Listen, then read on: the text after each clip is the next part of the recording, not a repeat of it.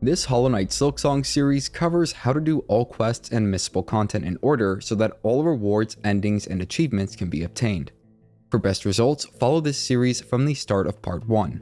There will be spoilers in the form of important information, and as usual, useful timestamps can be found in the video description. We left off at the start of Act 2, Citadel of Song. We'll start by exiting out of the Grand Bellway, where a short conversation with Lace will take place. We can then make our way up and east towards the first shrine. I want to start out by mentioning that Act 2 is the largest and also most complicated act in Silksong. There is a lot to do, and after we get the 2 traversal upgrades in Act 2, it mostly comes down to preference for what order we will be completing tasks in. That being said, I have done my best to organize this guide in a way that best prepares us for all challenging boss fights, while also making sure we are able to get all endings, achievements, and some fun NPC interactions in a single run.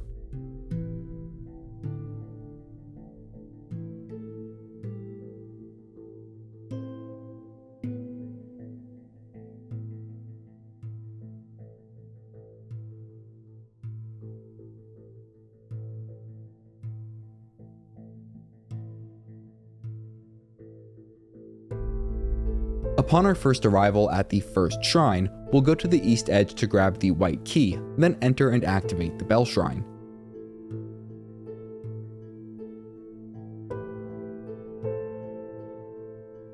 We can go unlock the nearby Ventrica station. Fast traveling away and back again will lead to the establishment of Songclave, the major settlement in Act 2.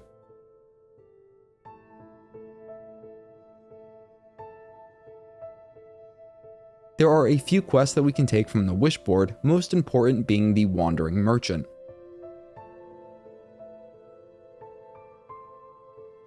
Our next major destination is the Whiteward. We'll start from the Grand Bellway and move northwest through Coral Chambers to reach it. Along the way, we can stop at a small chamber to complete our merchant quest.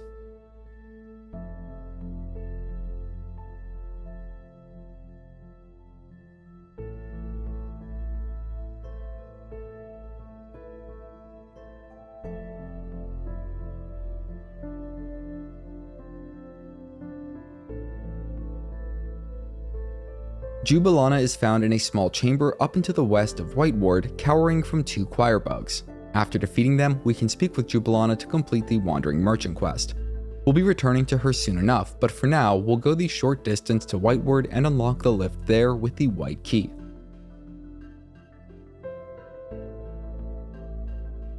After resting at the nearby bench and heading down the lift, our first objective will be to open the passages moving through the midsection of the elevator shaft. We can grab a Coral Commandment along the way, just watch out for the Dreg Husk waiting in ambush.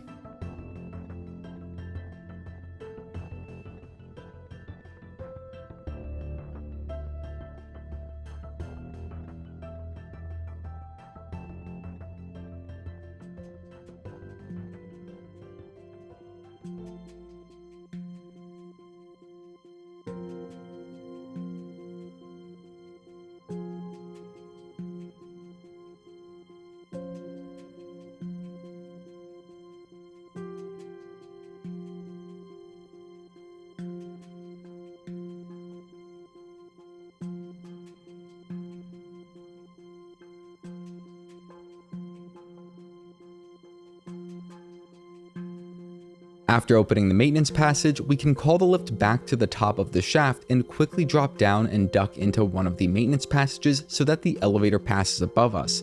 We can then drop down to get our 7th Spool Fragment. Since we don't have double jump yet, we should call the elevator back down before getting the Spool Fragment. This will save us a bit of time, allowing us to bench warp back up, then immediately drop down and enter the east maintenance passage.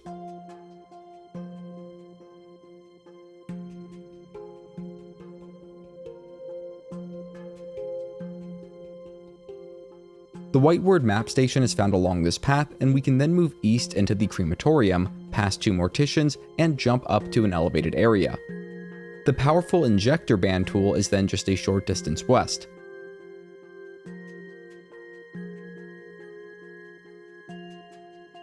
After grabbing that, we can move east and through the furnaces to reach the Underworks region and the main bench therein.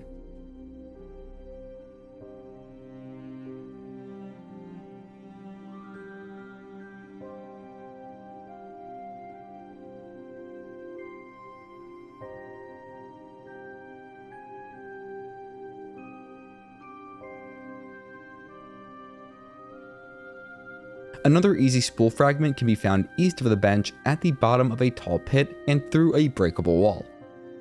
Also, there is a map for the Underworks which we will be getting eventually, but it's more trouble than it's worth to get on our first visit here. Now let's get the Clawline traversal ability, completing a couple other objectives along the way. Also, I did not equip it, but the Magma Bell may be a good idea here. Moving west from the bench, we'll activate an airstream and ride it up, then move out into the cauldron. We'll go through the bottom west passage of this tall vertical chamber, then battle through a horde of Cogwork haulers to save our 18th Flea.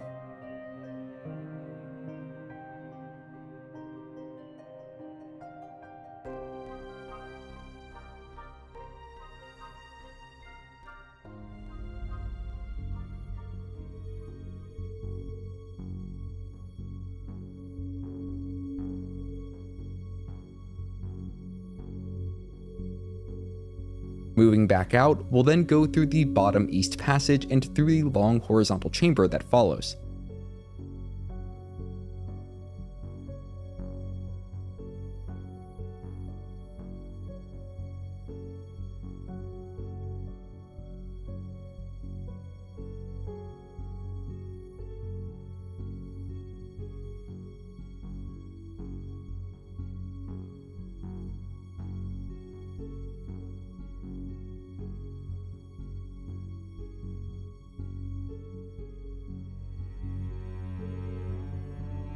The first passage up into the west will eventually bring us to our 5th Craftmetal.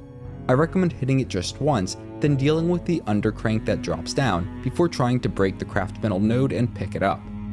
We'll also want to hold on to our 2 Craftmetal for a couple specific tools, the Cogfly and Silkshot, and more on that later.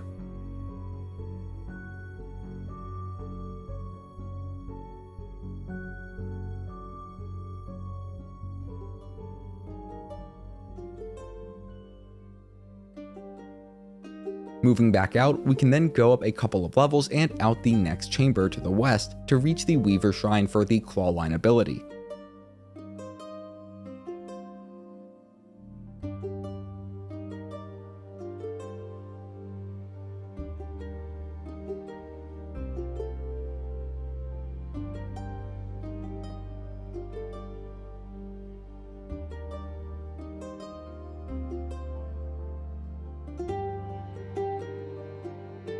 The Clawline requires a single unit of silk to use, so make sure to pause for a moment after every use before trying to jump and use it again. It's a great ability for crossing large horizontal distances in midair, and it also has some great offensive capabilities. It's particularly useful for dealing with the Cogwork haulers in the upcoming gauntlet fight. The Clawline can be used to pull ring levers, which is what we need to do just to start that gauntlet fight.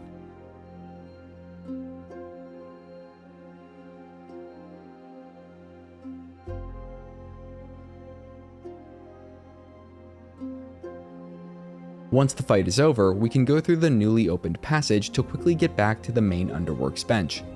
Also, now that we have the Clawline, we can use the loophole to get up to the Architect NPC, which has lots of cool tools for sale. As mentioned before, we should hold off on any purchases that require Craftmetal. I also wouldn't get the version of Silkshot that she offers until you know all available options. What we should try to get are the crafting kit and especially the Architect's key. We should have at least 25 tools at this point, which we need in order to purchase the key. With that, we can then move up to the vault and open it, then bind the Crest of the Architect, which is one of the strongest in the game. It just requires a lot of materials to upkeep, as its main feature is that it can be used to refill red tools while away from the bench. With that done, we'll go through the passage down into the west of the bench, then across a bridge to reach the Underworks Ventrica station.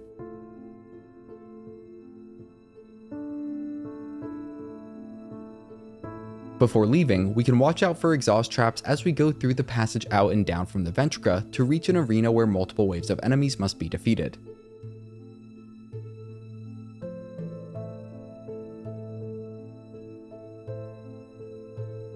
We can then grab a 9th Spool Fragment to the west and open up the next gate from this side. We'll return to the Ventrica station then and go back to the Grand Bellway. Our next objective is to unlock the blue tool slot in our Vesticrest. This can be done by speaking with Eva after unlocking at least 3 additional tool slots in the Architect Crest.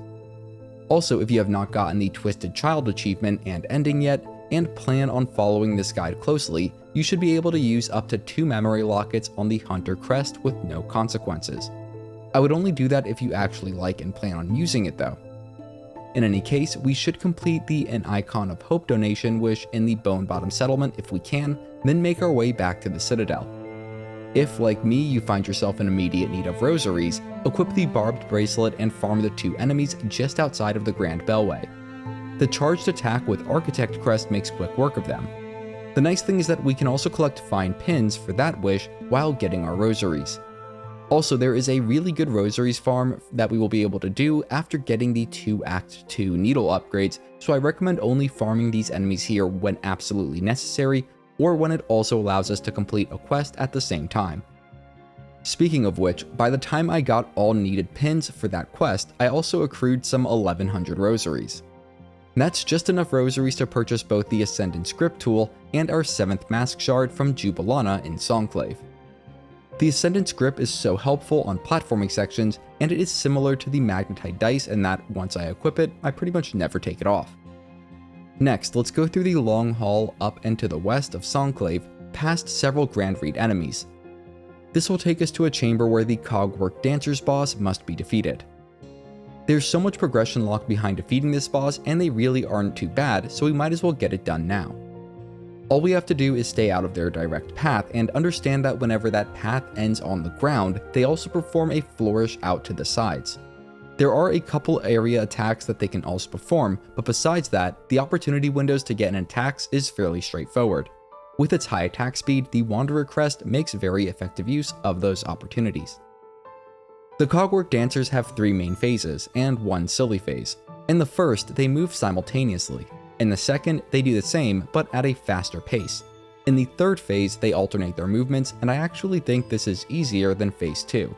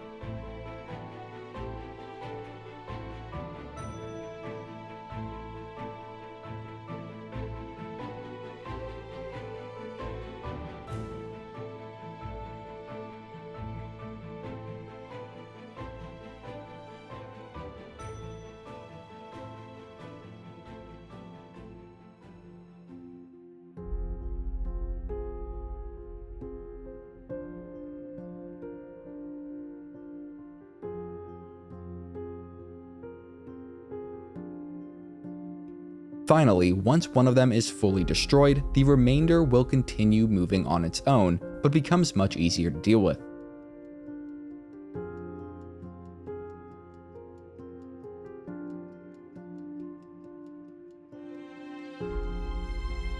Once the Cogwork Dancers have been defeated, we can interact with the central console to get a new main objective, then move down the opening and to the west to reach the main bench chamber of Cogwork Core.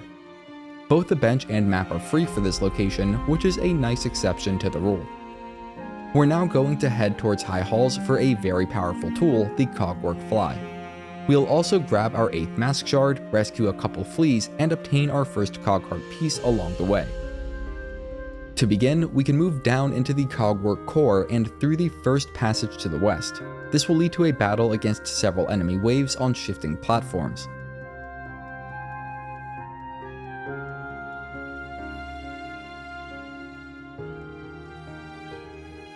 The only real tip I have here is to stand on the east platform after the first wave, as it will cause the Cogwork cleanser to spawn on the platform without the spinning blade overhead.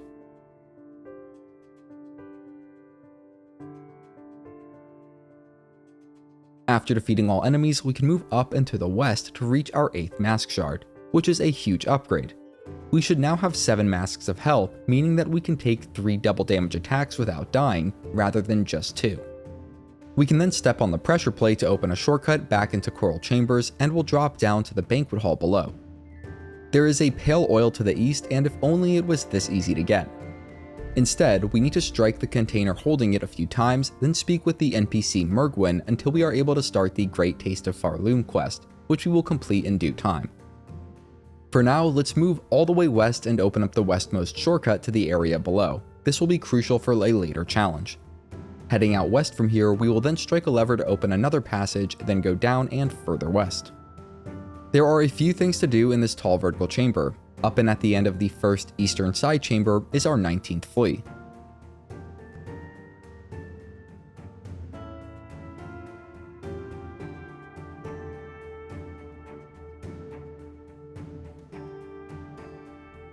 Moving back out and into the chamber up and to the west, we'll find our first of 3 Cogheart puzzles. These work similarly to the classic Simon toys. Just stand on the platform, memorize the order that the bells ring in, then strike them in that order. There are 3 patterns to complete for each of these puzzles, and I'll show the specific combination for each, and I think they should be the same in your game. After finishing the puzzle, we can pick up the first of 3 Cogheart pieces. We'll complete the other 2 puzzles when it's most convenient, but we don't want to actually return the complete Cogheart to its owner until fairly late in Act 2 for reasons that I'll explain in due time. We can get a fun interaction with Grindle by going through the top west passage of the vertical chamber if we want, then move through the top east passage towards our next objective. After moving through a maintenance tunnel, we can exit into the very tall vertical chamber to the east, then break through a couple of walls and activate an airstream to reach our 20th Flea.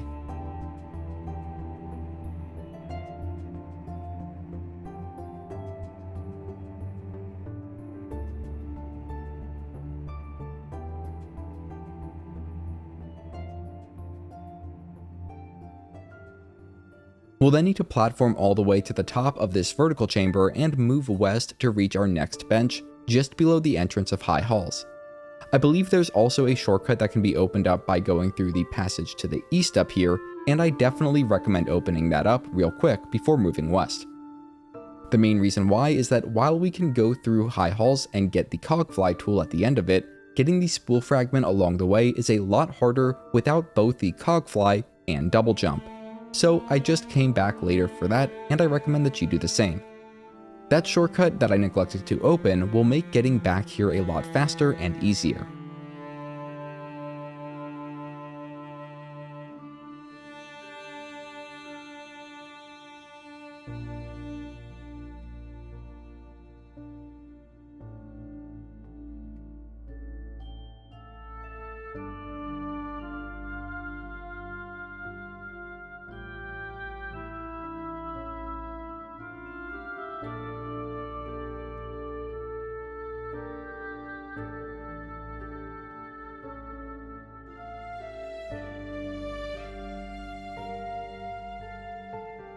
There is a chest above the second spinning wheel that may have already been plundered by Grindle, but for the Cogfly, all we need to do is drift down a passage lined with spikes, pulling a series of ring levers along the way.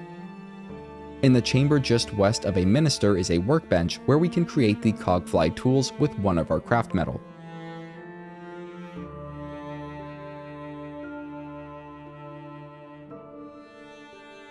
This tool can be extremely useful in many situations, as they do their job without any input needed from us.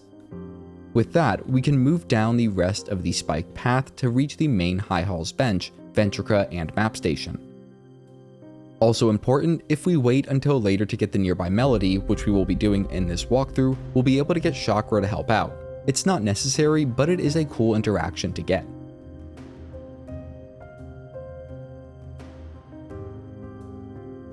We'll return here later, but for now, let's go get our double jump or the Faydown cloak. If you follow the Act 1 guide closely, then you should have the Slab Bellway unlocked and can just fast travel there. For everyone else, and if you just want to have it unlocked, I'll be showing the way to reach the slab from the Citadel side, and it should only take a minute or two of travel when starting from High Halls.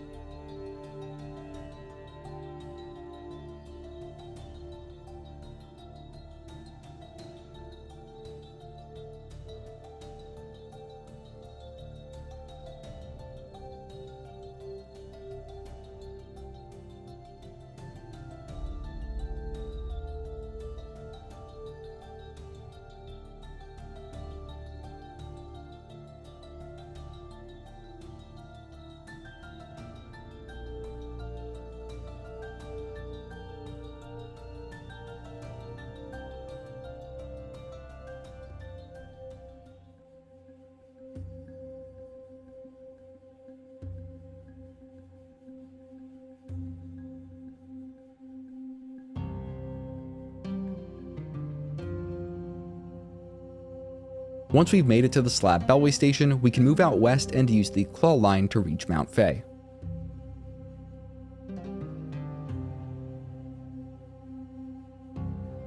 Chakra will be there to greet us, and after resting at the nearby bench, we can begin our ascent up Mount Fay. We'll need to quickly platform between heat sources to avoid taking cold damage. Also, the Flint Slate tool can be used to help hold off the cold damage for a bit longer, so consider using that for extra time. It's also important to understand that clawlining an enemy will instantly generate a spool of silk, allowing it to be used again. However, if clawline is used without hitting an enemy, we will need to wait a moment for our silk to regenerate on its own before using it again.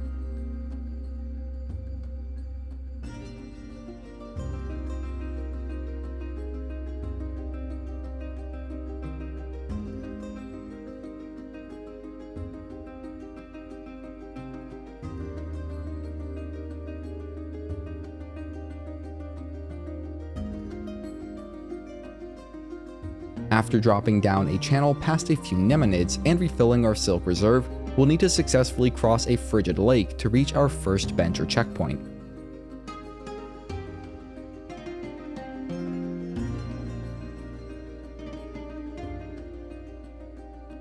I sort of messed up the lake portion a bit at the end, but thankfully was able to pogo off a chunk of ice in the water to successfully make it across.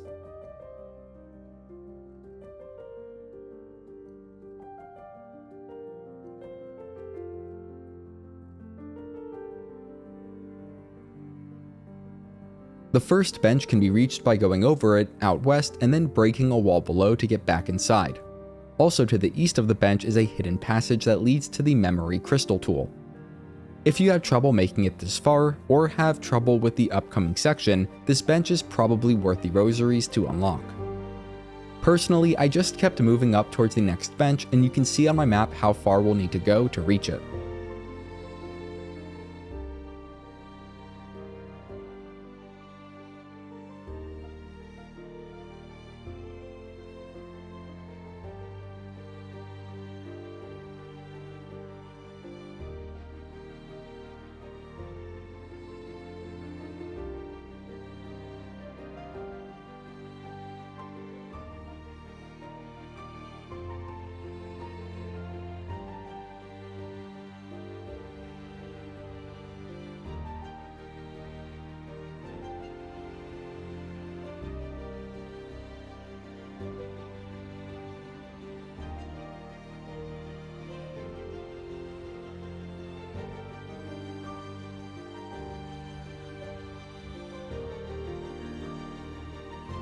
After dropping down a spike-lined channel and platforming up several Nemonids, we can climb up a hidden passage nearby to reach and rescue our 21st Flea. We can then move further east across a small lake section before unlocking a shortcut and continuing up the mountain. The next bench is hidden behind a breakable wall, so just be ready to break through some debris when first arriving there.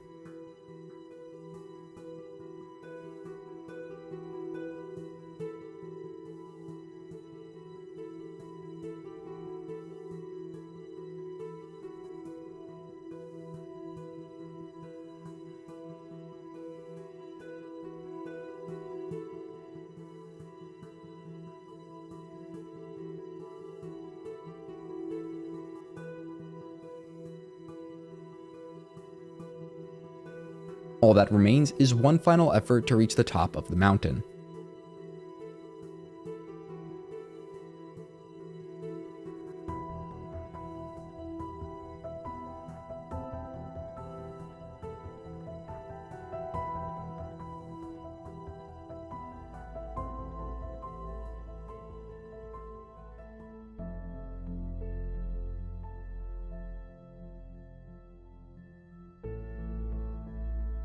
A big airstream near the end will take us the remainder of the way up to the peak. There, we can interact with a tuning fork and play our needle in to unlock the final Act 2 traversal, the double jump or Faydown cloak. This cloak also makes us immune to the cold air, which is nice. Just down to the east, we will find a somewhat hidden room with a bench and crafting table, where the third and final variant of the Silkshot can be constructed with just a Craftmetal and the ruined tool item that we picked up in Act 1, during that first journey through Bile Water. We can now look at all three variants of the Silkshot and choose which one to make. The variant that the Architect makes has a 3-shot burst firing pattern, and here is it against a Grand Reed. I'm going to show all three variants used against the same enemy with the same amount of crafting kit upgrades, so you can get a good idea of how strong each one is. I found the Architect variant to do the fastest damage, but also uses the most shell shards to do that damage. The second variant, from the Forge Daughter, fires a single projectile at a time, dealing higher damage for less materials, but also taking a bit longer to deal that damage. Finally, the Mount Fae Silkshot behaves like a railgun, charging up briefly before firing. It's the most accurate and deals the most damage per shot. It does require a brief charge up time though, so you need to commit to a trajectory before firing. For a set amount of damage, it consumes a similar amount of shell shards as the Forge Daughter variant. Only one variant can be crafted per playthrough, so choose the one that you think will be the most fun to use. For me, I think the Mount Fae variant is the coolest, and it's also the cheapest to make, so I went with that. Before leaving Mount Fae, we'll drop down and ride up the airstream once more, but this time we'll go down the passage to the west. This will lead to a slide of sorts down the west slope of Mount Fae. It eventually ends near the one bench that needs to be paid for. With double jump, we should now be able to reach our 9th mask shard, which is out to the west of the bench.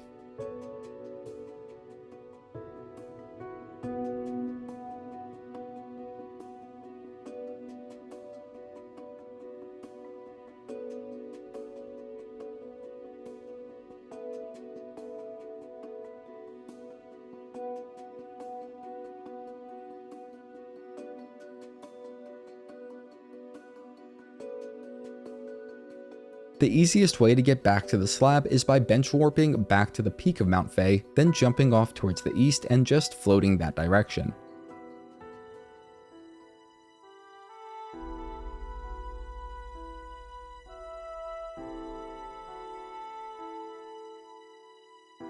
We can double jump off the wall just above the slab bellway bench to rescue our 22nd Flea.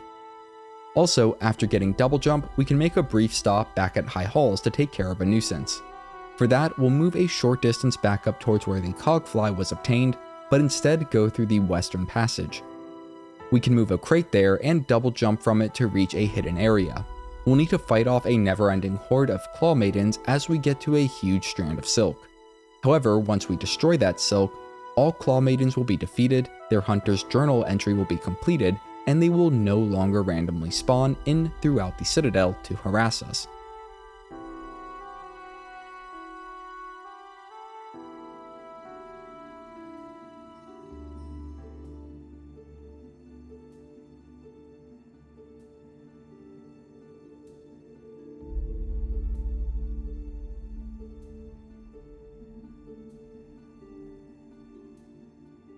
This next part is just for the Steel Soul Mode players and can be done whenever it's most convenient. If you've not already visited all 3 campsites for the A Vassal Lost quest, you should now be able to reach all of them. For me, that final campsite was in High Halls. Once all 3 sites have been visited, a new objective and area should become available to the west of the Chapel of the Wanderer and the Bone Grave. I used an early form of the Plasmium Architect build, where we use all Plasmium vials on hand, then regenerate our tools with the Architect Bind, and use even more vials until our health becomes fully plasmified, allowing it to regenerate. This is because the boss we will need to defeat, while not super difficult, does not allow us to generate silk when we hit it. I also used the Volt Vessel's tool, which we have not obtained yet in this guide. This all ended up being a bit overkill for the boss, Summoned Savior. Once the Summoned Savior is defeated, we can return to Steel Seer Z and Blasted Steps to complete the A Vassal Lost quest, for which the Growstone is our reward. The Growstone gives shell shards when consumed. Unlike other shell shard consumables though, this one regrows over time, providing a virtually unlimited supply of shell shards if we are willing to wait for them to regenerate. I'm not sure what the exact max amount it can hold is, but mine started with 121 shards. Again, Steel Soul players can complete this questline whenever it's most convenient for them, and with that covered, we'll return to the main walkthrough.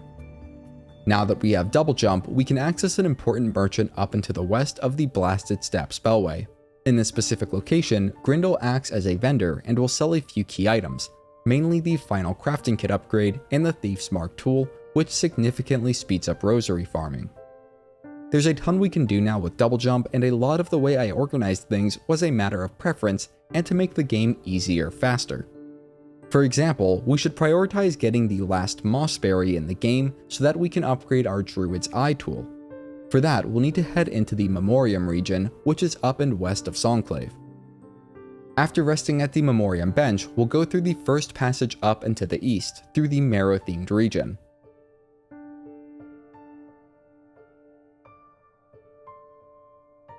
After passing a Rhino Grund, we can move into the chamber just east to obtain our second Cogheart piece.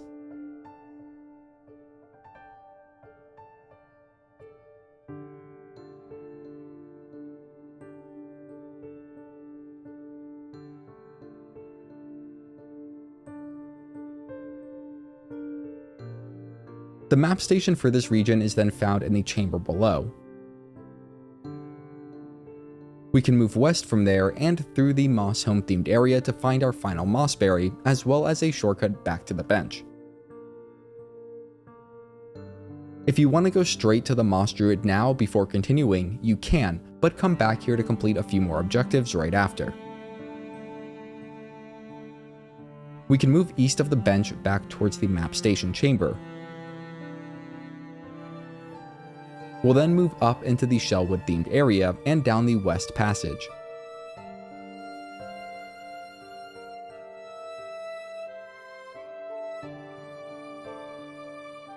There's a tricky platforming section involving several Gallia, but we will be rewarded with our 11th memory locket at the end of it.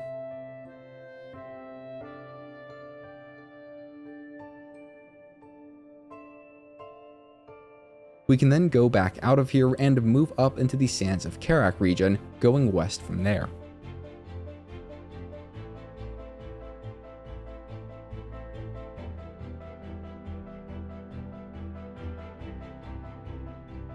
Moving down into the next chamber will bring us to a group of vines, which we can clear away to open a very nice shortcut back to the Memoriam bench.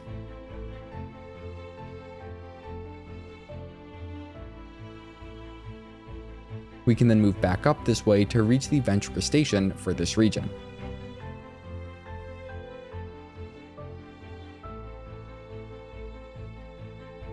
Next, we'll carefully move through the small Voltanist region to get the Materium construct, which we will find a use for later in this guide.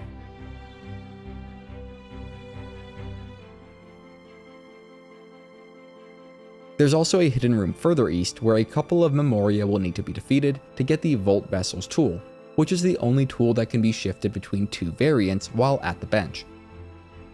We can then reach the top room of the Memoriam through a passage to the west. Our 23rd Flea is found here, and he's a big one.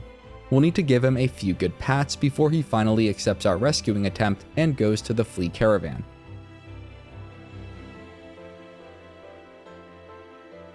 We can heal up if needed, then go through the passage beneath the Ventrica station to reach a short but difficult platforming challenge which has our 10th Spool Fragment, assuming we didn't buy the one from Grindle yet.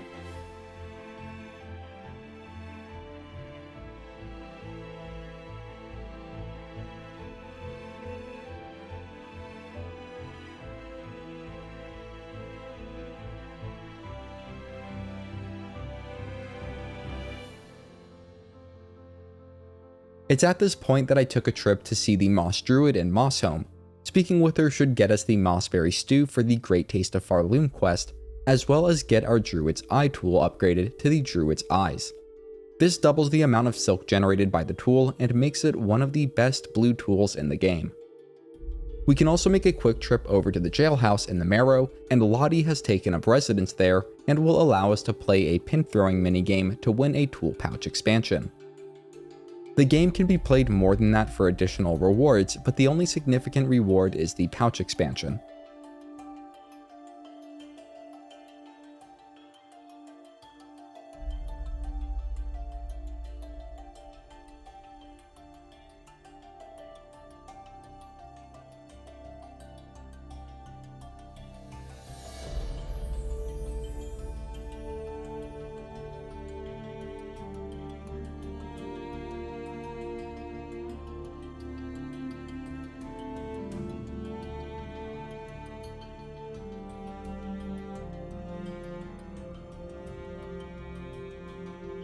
Here is a brief look at my current loadout as we make our way back to the Cogwork core. We're now ready to unlock the Whispering Vaults region, and we'll be completing some objectives along the way. First, we'll unlock a shortcut back to the Cogwork core bench, then go collect our 11th Spool Fragment through the bottom east passage.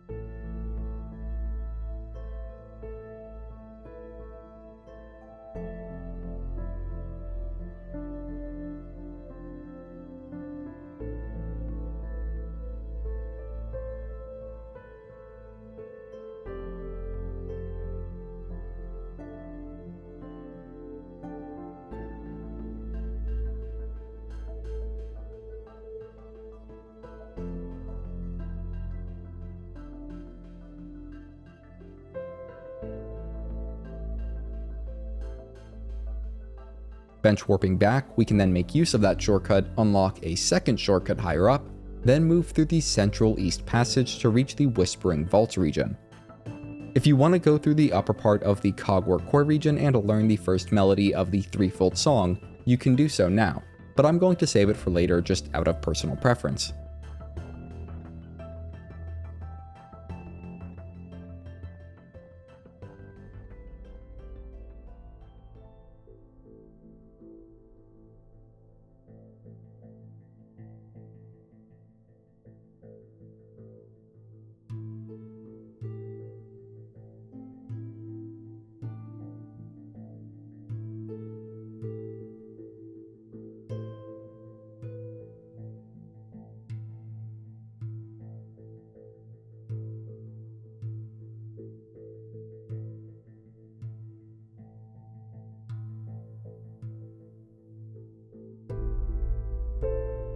We'll need to defeat several waves of enemies before we are allowed entry into the Whispering Vaults.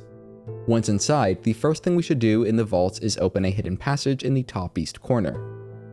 This leads to a room with the map station and a passage that we can break open to form a shortcut directly to Songclave.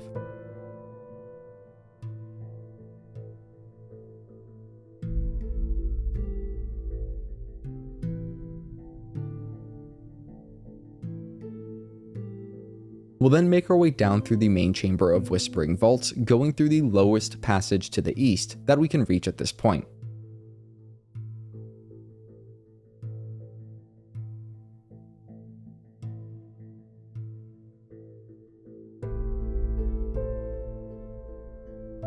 In the next large chamber, we can then move around a few boxes to reach a secret passage in the top east corner.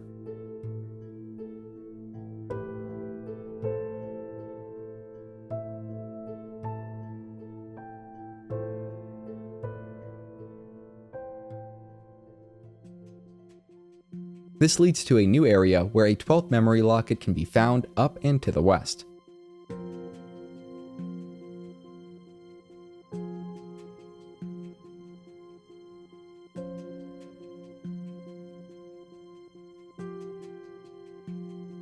Backtracking a short distance, we'll then need to go through a short platforming section to activate an airstream and open a couple of gates.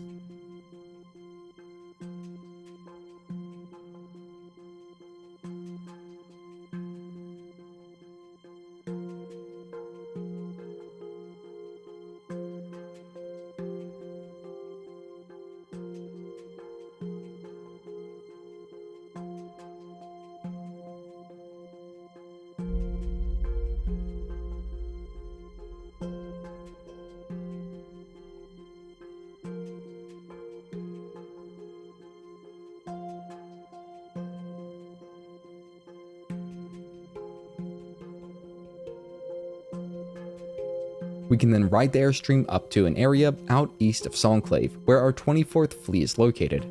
There's also some goodies and a shortcut to open up nearby. Now, if you're doing a second playthrough and already got the Twisted Child ending and achievement during your first playthrough, I highly recommend skipping ahead in this guide to where we unlock both the Witch and Beast Crest, and then get Silksong as soon as you have enough memory lockets. We're going to hold off on doing that questline for a while just to get that ending and achievement, but if you've already done it, there's no good reason to wait. The Savage Beastfly is the only major obstacle, and we should be strong enough to handle it at this point.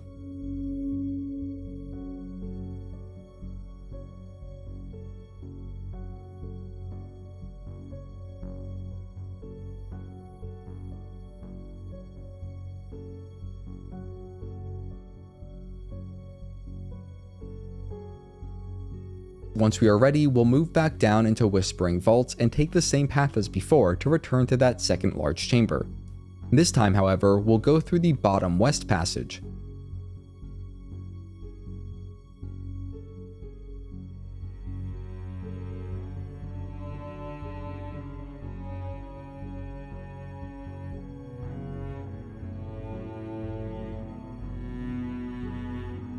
We can open a hidden path in the next chamber and move around some boxes to reach our 10th Mask Shard before dropping all the way back down and moving further west.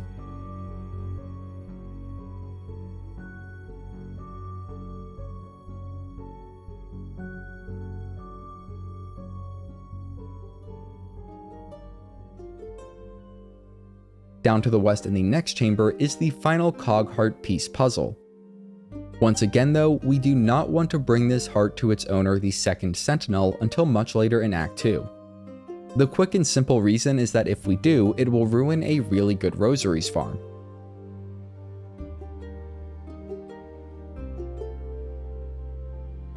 After getting the Cogheart piece, we'll move up and open a shortcut back to the main chamber of the vaults. The path to Trobio is also accessible now, and we can pick up his red quill if we have not already purchased a quill from Chakra. However, if we wait until Act 3, we can then come back to get the purple quill instead. Regardless of whatever we choose to do, we will be coming back to fight Trobio after upgrading our needle a couple more times. To that end, we'll go down the passage above the one leading to Trobio. There's a secret enemy type called the Vaultborn that can be unleashed in the Whispering Vaults by breaking through a wall in the bottom west corner of this chamber and then hitting the lever at the end of the next chamber. I did that, but I don't think it's absolutely necessary, and they do make the vaults more difficult to navigate. That aside, we'll need to hit around some boxes to reach the top east corner of the large chamber where the 25th Flea can be rescued.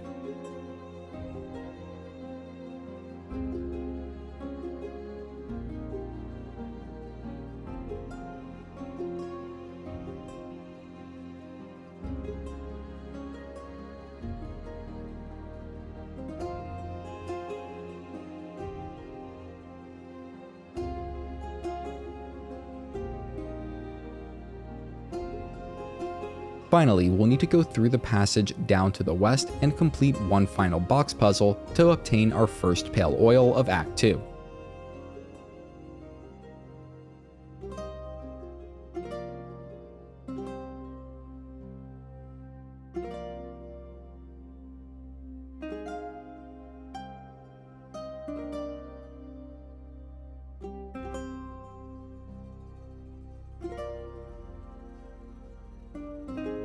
That can then be brought to Pliny in Bellheart for our second needle upgrade, and this one comes at no additional charge. While in Belheart, we should now be able to start the My Missing Brother quest, though we won't be completing it until a bit later.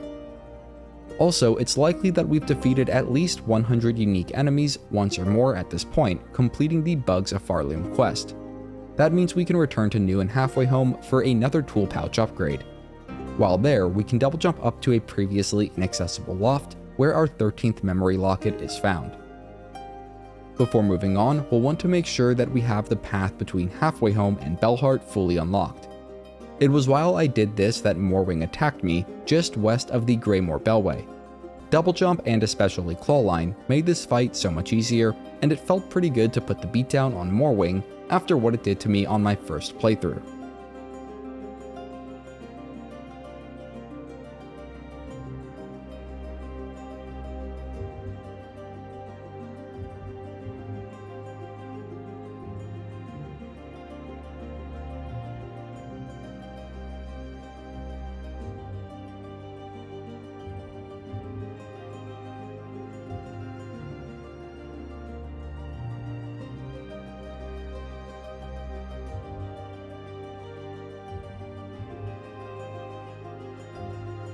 As mentioned before, make sure the path to Belheart is completely opened up, which will be important for completing a quest in just a bit.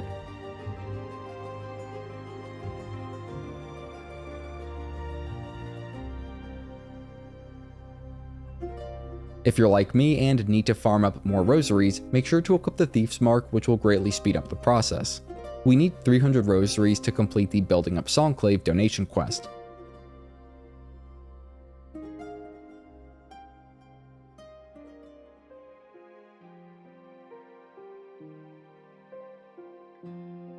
Fast traveling away and back again should then cause Sherma to arrive at Songclave.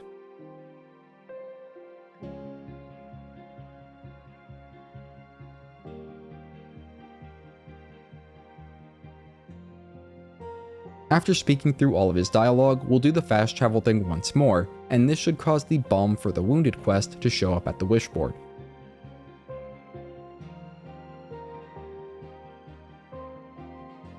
We'll go ahead and start that, then make our way to Whiteward. Sherma can be found in a newly available area that is next to where the Injector Band was previously found.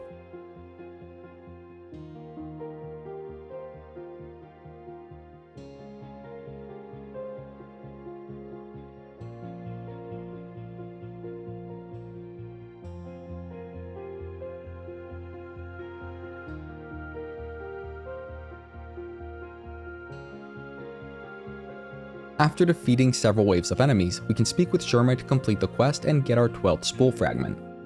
Also, if we play our needle in here, Sherma will give us a unique and dispirited rendition of his song.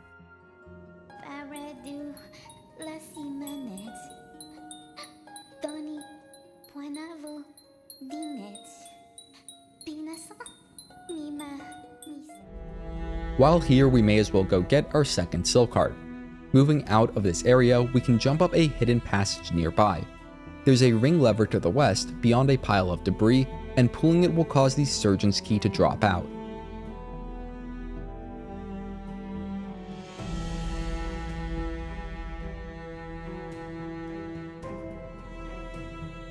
We can then ride the lift down from the Whiteward bench and move west to find the keyhole where it's used.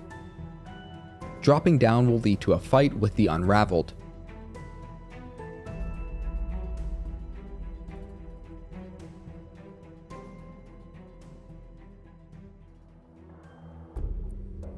I was never able to figure out a super effective strategy for damaging this boss while avoiding taking damage myself. However, I found that the Wanderer Crest allowed for fast enough attacking that I was able to just heal through the damage that I took. The Druid's Eyes tool also definitely helped.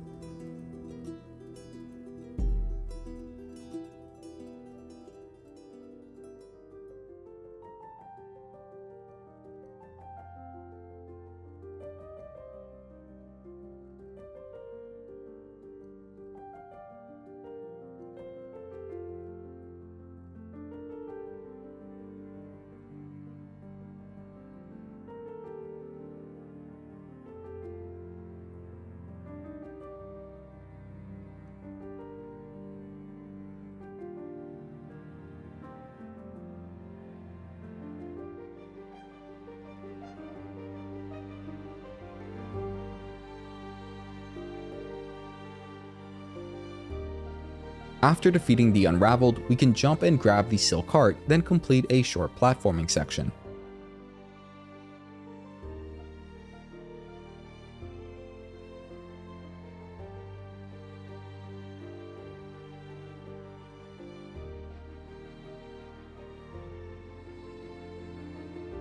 Moving through the passage to the east, we'll drop down and grab a Psalm cylinder, then move further down into a new section of the Underworks, grabbing our 14th memory locket along the way.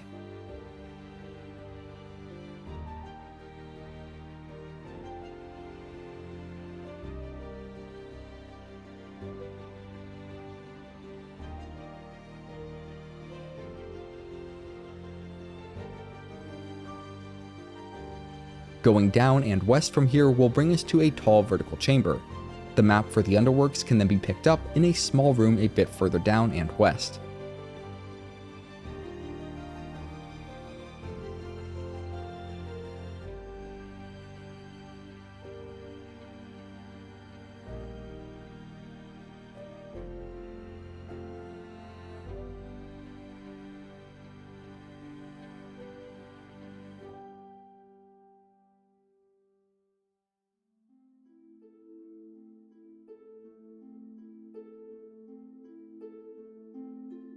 Also, we should move back out and drop further down through the bottom east passage where we can get the Delver's Drill tool.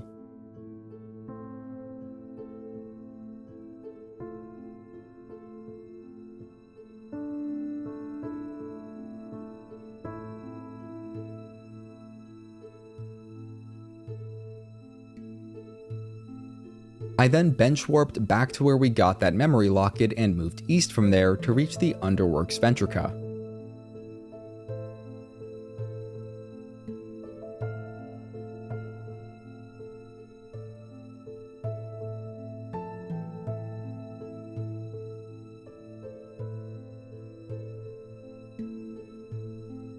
We'll need another 500 Rosaries to complete the Strengthening Songclave donation quest.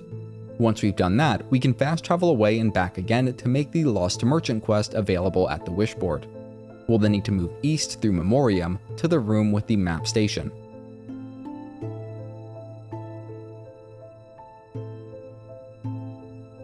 We can double jump in the room with the map station to reach a hidden passage that leads outside. Jubilana will be found about halfway across a long bridge, being attacked by several Drapeflies and Drape Lords. After defeating them all, we can speak with Jubilana to complete the Lost Merchant quest.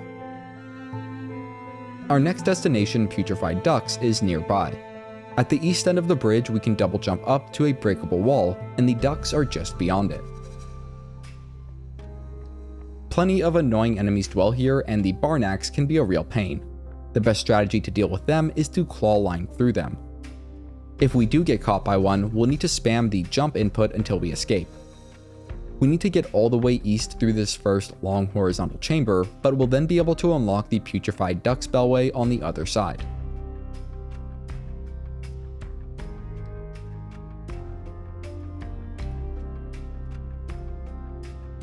There are several important things to do in Putrefied Ducts.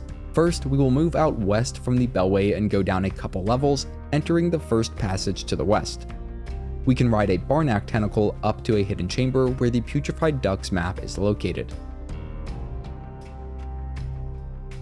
Next, we'll move back out to the previous chamber and down to the bottom level. We can then break our way into the bottom west passage.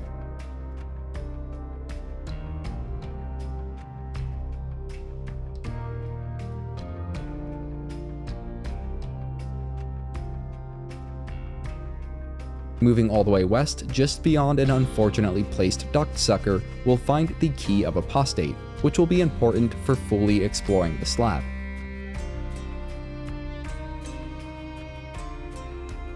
We can then drop down and enter a hut where the Huntress NPC is located, speaking with her until she gives us the Brood Feast quest.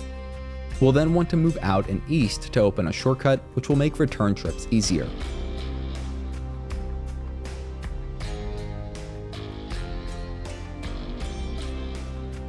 Starting back from the Bellway station, we'll drop down to the bottom once more and move out east.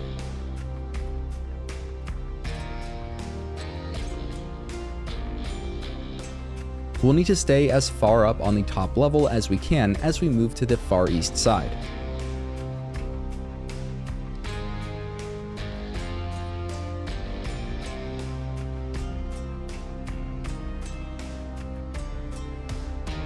We'll then platform our way up and through a destructible wall to reach an even more elevated portion of the chamber, which eventually leads to a passage up.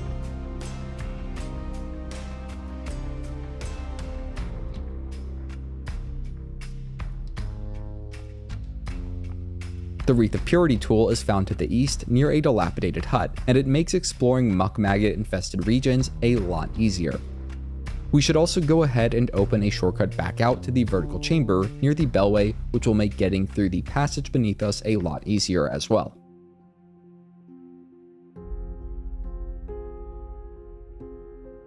Finally, we can go through a lengthy platforming section involving multiple Barnacks to reach Flea 26, Vogue. After speaking to Vogue, she will move to the Flea caravan, and we can buy map markers for any fleas that we have yet to find from her. That won't be necessary if you are following this guide though.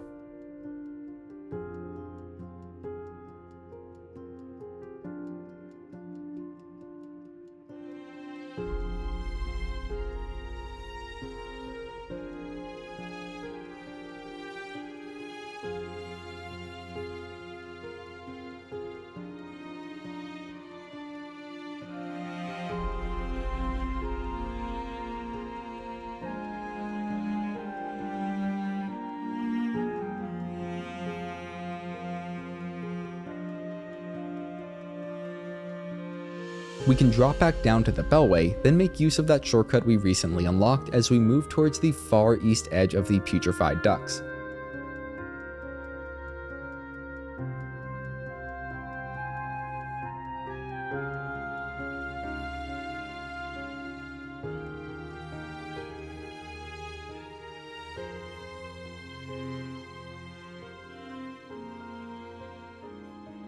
The muck maggots will eventually give way to clean water, and at the far east edge is Craftmetal 6 of 8.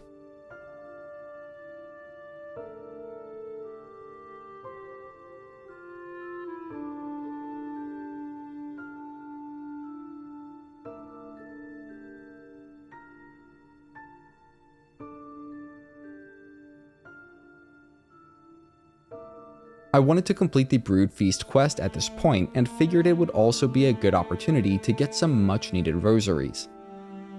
The Architect Crest base and charged attacks work great for getting shredded organs. The Flint Slate can be used on any weapon to get seared organs, and finally I found the long pin to be the only reliable way of obtaining skewered organs. Once all organs have been obtained, we can return to Huntress to complete the quest and get the Long Claw tool, which adds the same amount of attack range to all attacks, regardless of the crest being used with it. Because of this, it's most advantageous to use with the Wanderer crest, which has the shortest base range. I was also able to purchase my final crafting kit upgrade at this point. There are 2 more mask shards that we can get easily enough, so let's do that now. The first can be reached by moving west from the Shellwood Bellway station towards Blasted Steps. We'll run past the entrance of the steps and use all of our available traversals to reach and navigate a small platforming section with our 11th mask shard at the end of it.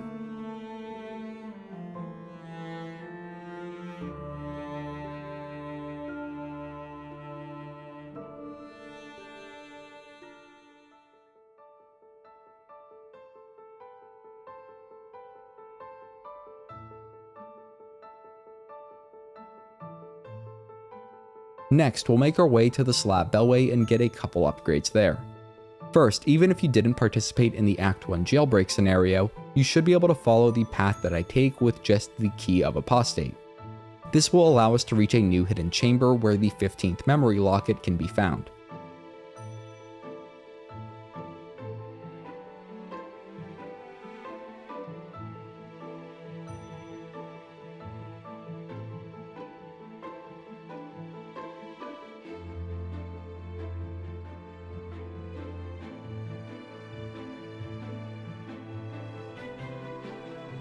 We can then continue through this passage to reach the main upper area of the slab. And at that point, you can follow a route similar to the one that I showed during the Act 1 jailbreak to get the other 2 keys and open up the rest of the slab. With all keys, or maybe even without all keys, we can then move up to the top east chamber for our 12th mask shard. To reach it, we'll need to hit a pressure plate and then complete a platforming section where we pogo and clawline spinning blades as they move up a long track.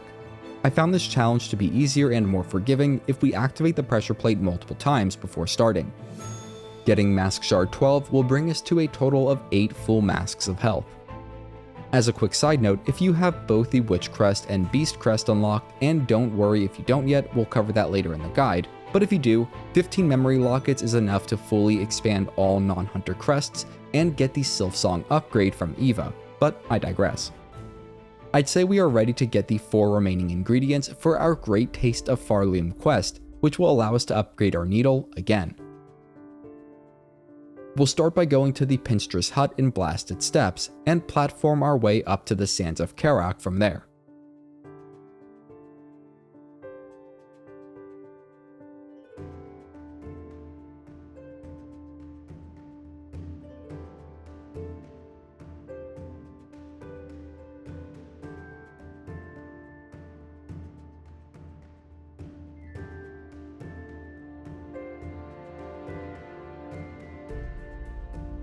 The sands feature an interesting new platforming challenge where we need to hit a seed to allow the formation of a series of platforms and pogo balls.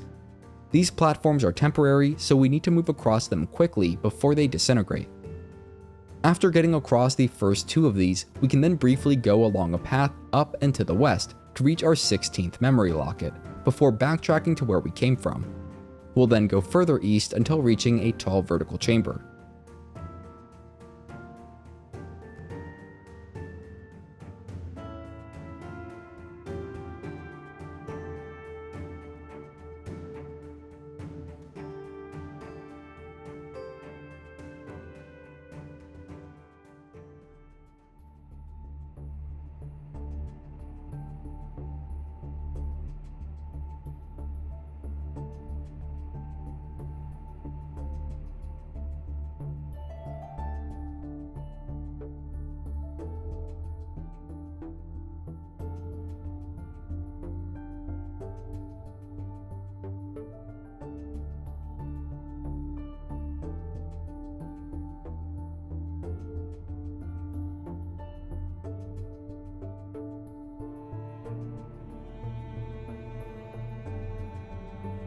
We will eventually go through the bottom east passage. For now though, we'll move up to find Chakra in a small room where she sells the map for this region. We can then carefully hit a large spike a few times, causing it to drop. This will open a shortcut passage below, which leads right down to the Blasted Steppes Bellway, and it's probably worth spending the time to set our respawn point there. We'll then head back up that vertical chamber and enter the second chamber up into the west.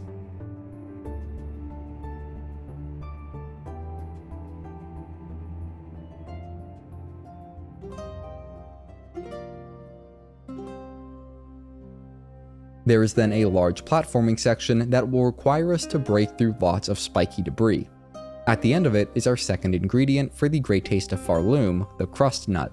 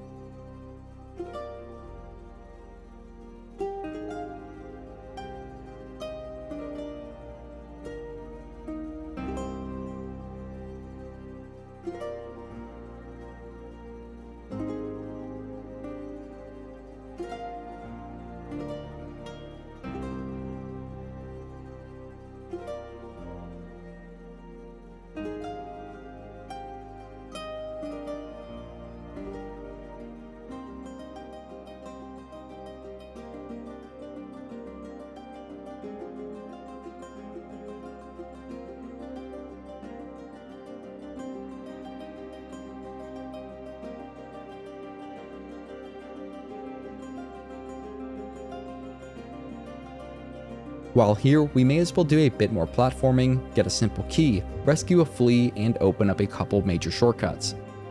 To that end, we'll move through the bottom east passage of the vertical chamber.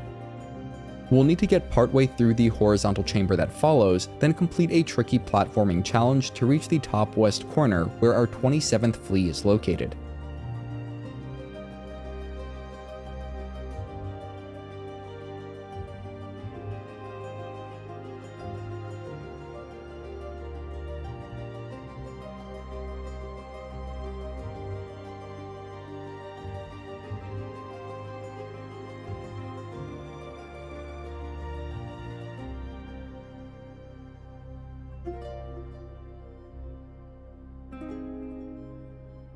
The next bench to rest at is then located at the far east end of the sands.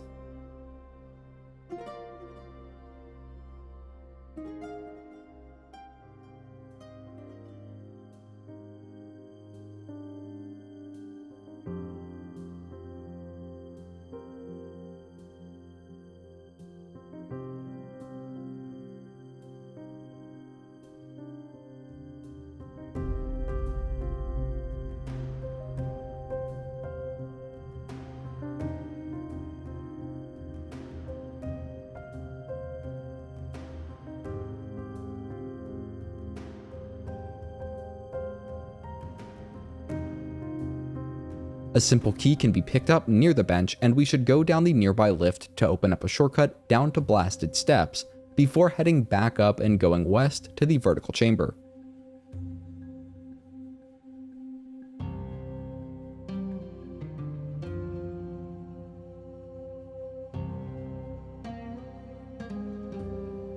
A couple Pognabbins can be found there, and the next platforming section will be much easier if we clear them out first. Cogflies can be particularly helpful for doing that. We'll then need to start the platforming challenge at the bottom of the pit, and this challenge in particular has many extraneous walls and balls to platform up. Skipping past some of them will give us the necessary speed to actually reach the end of it before it collapses. There's then just one more horizontal platforming section to get through before we unlock the next major shortcut.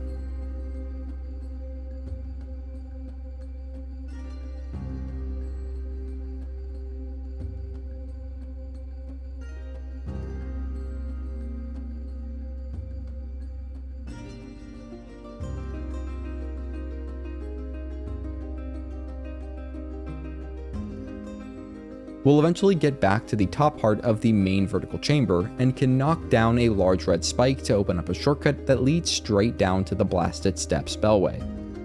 We will return to the sands and defeat the two remaining bosses once we've upgraded our needle a second time. For now, let's gather our remaining ingredients. First, we'll need to muster up a few hundred rosaries and pay Craig to access the cellar beneath Halfway Home in Greymore. Attempting to grab the vintage nectar at the bottom of Halfway Home will trigger a battle with multiple scars. We need to defeat all scars as we move towards the top west corner.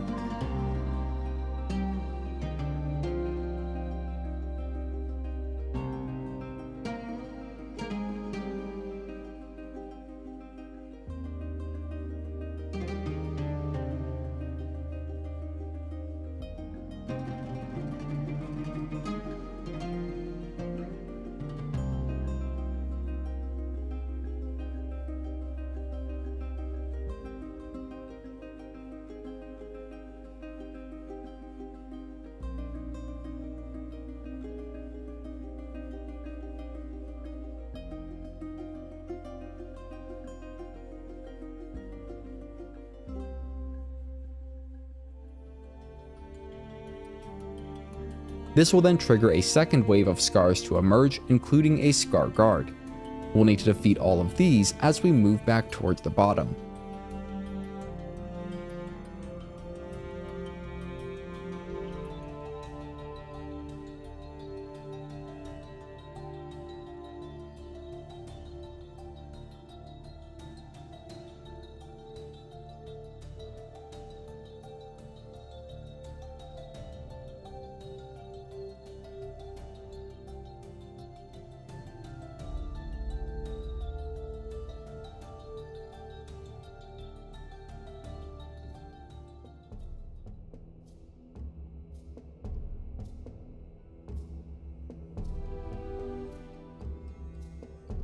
Once all challengers are defeated, we can claim our vintage nectar. To get our next ingredient, we'll then need to head back into Sinner's Road, and I recommend equipping the Wreath of Purity. There are a couple of things we can do here in addition to getting that ingredient. First, we can go free the Green Prince with the simple key that we just picked up.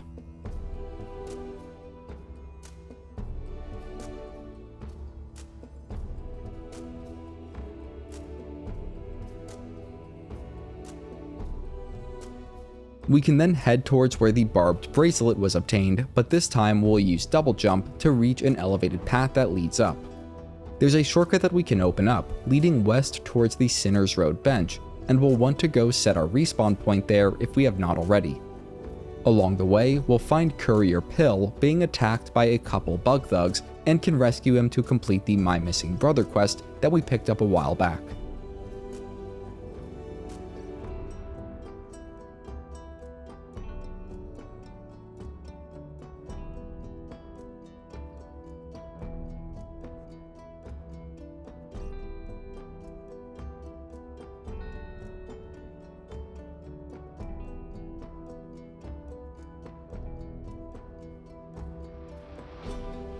To get our next ingredient, we'll need to go back through the shortcut that we just opened and ring the dinner bell in a chamber up to the east.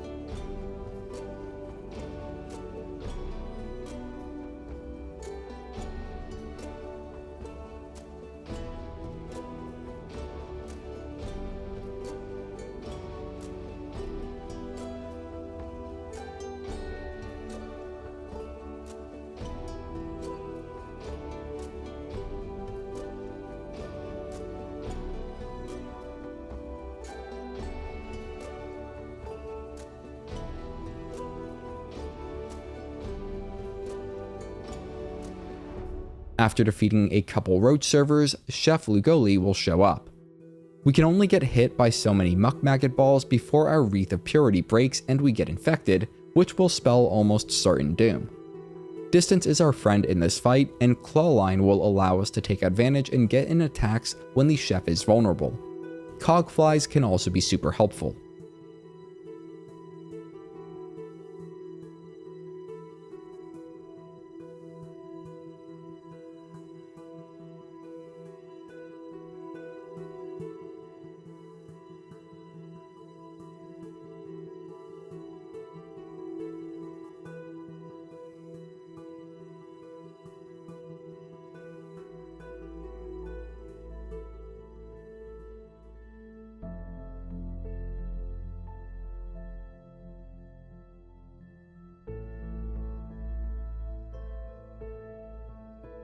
Once Lugoli is defeated, we can grab our fourth ingredient, the pickled muck maggot, and get the heck out of here.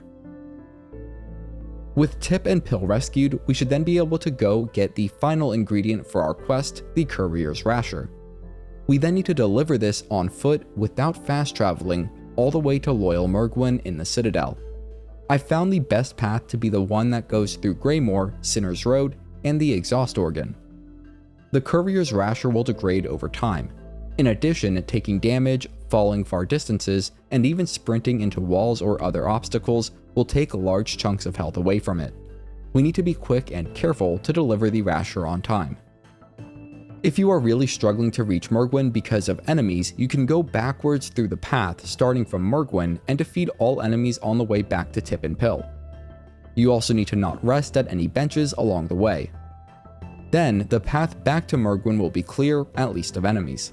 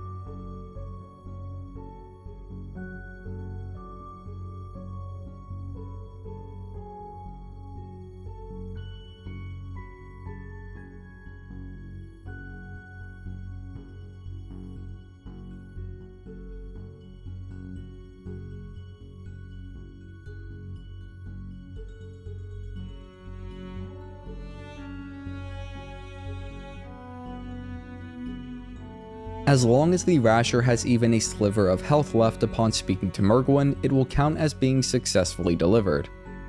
We should also automatically deliver the other 4 ingredients and complete the Great Taste of Pharloom. Following a short cutscene, we can grab the pale oil nearby. With that and a few hundred rosaries, we can go see Pinmaster Pliny in Bellheart for our 3rd needle upgrade. This is the most we can upgrade our needle, with the final upgrade only becoming available in Act 3. With the damage boost provided by this upgrade, the best rosaries farm in the game finally becomes viable. The main things we need for it are the Wanderer Crest, Silk Spear, Barbed Bracelet, Silk Speed Anklets, and of course the Thief's Mark. I also highly recommend the Fractured Mask for Steel Soul players. We can then go to the Long Hall up and west from the Songclave bench and defeat the 2 Grand Reed enemies. If we Clawline, quickly strike them 3 times, then Silk Spear, they should be defeated before having all but the slimmest chance of retaliating. It should take around 25 seconds or less per cycle, with each cycle earning 110 rosaries.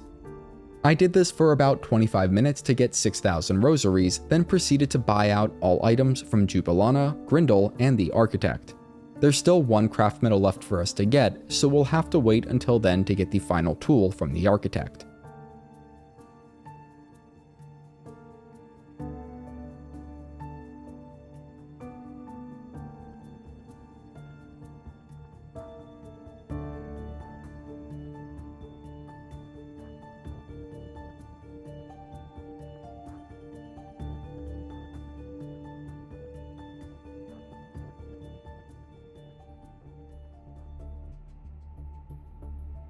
We're pretty strong at this point, and I'd say that it's about time we go to the northeast edge of Blasted Steppes and put the hurt on Last Judge.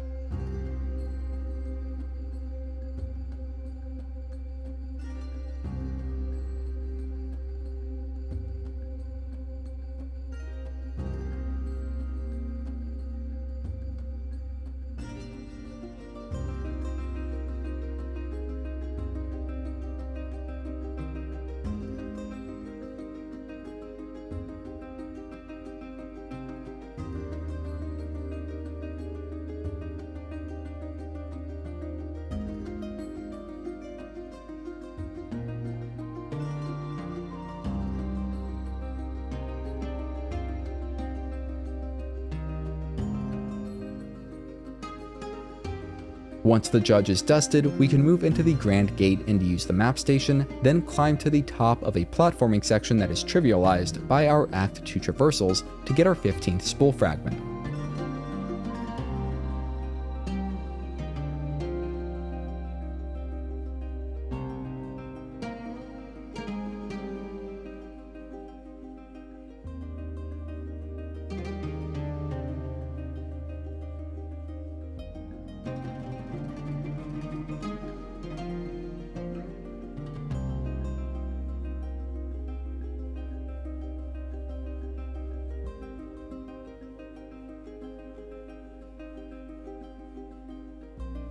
For the 16th, let's go speak with Mushka at the Flea Caravan in Greymoor.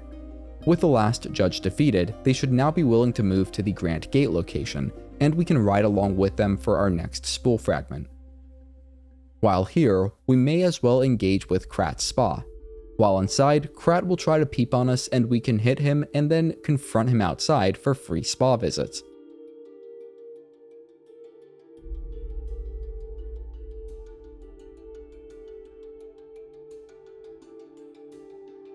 If we fast travel away and back again, which will take a minute, we can speak with Mushka again and travel with the caravan to their final location, the Putrefied Ducks. Once there, we will get our final tool pouch upgrade. We can then return here after rescuing the last few fleas for a final reward. Next, let's unlock our bell home.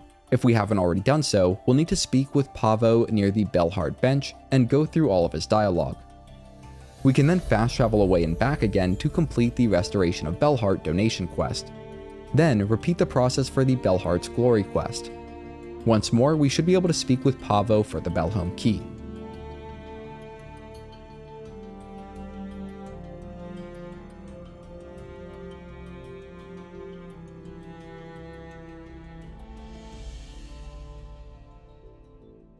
If you are playing on normal and not Steel Soul, then you may need to complete the Queen's Egg delivery first.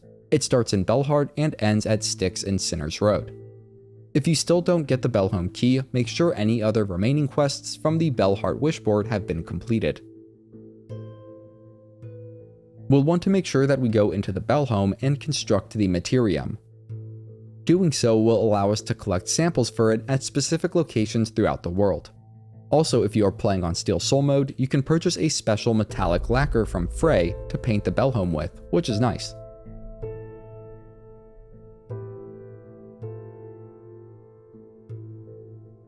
With all that done, we'll go to the Blasted Steps Bellway and return to the Sands of Karak. There's a secret passage above the last shortcut we unlocked there that leads to the Vault Nest. Take special care while moving through this area, as it's super easy to get hit by one of the Vault Rays, take 2 masks of damage, then fall into one of the pits, and take another 2 masks of damage.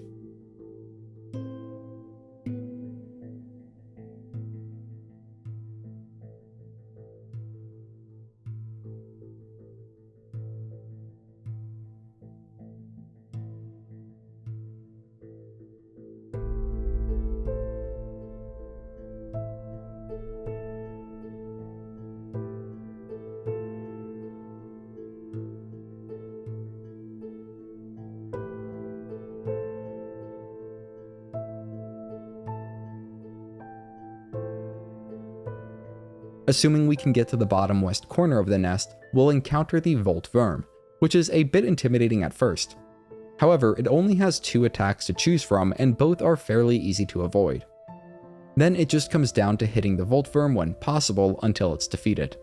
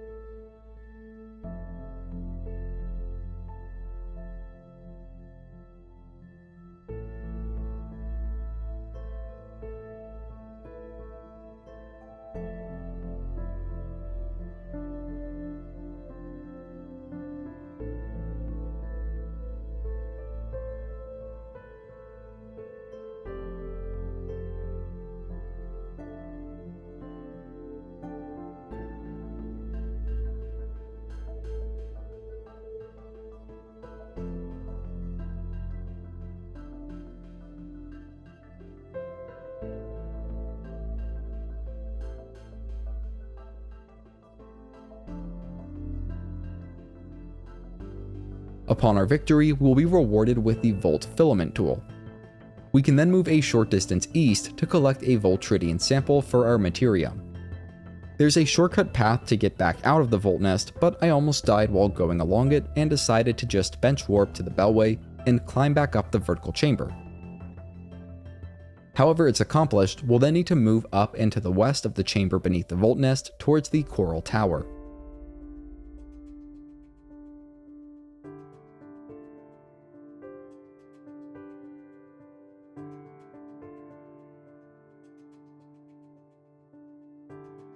Just before reaching the tower, we'll have to fight with the remaining raging Conchfly.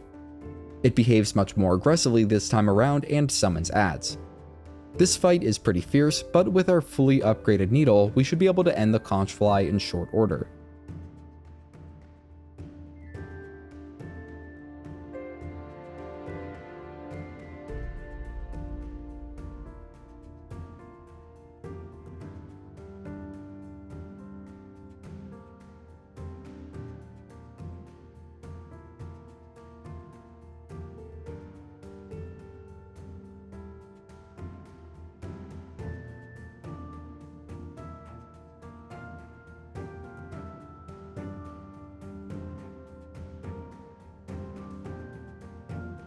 We can then proceed to the Coral Tower to get the Conchcutter Tool.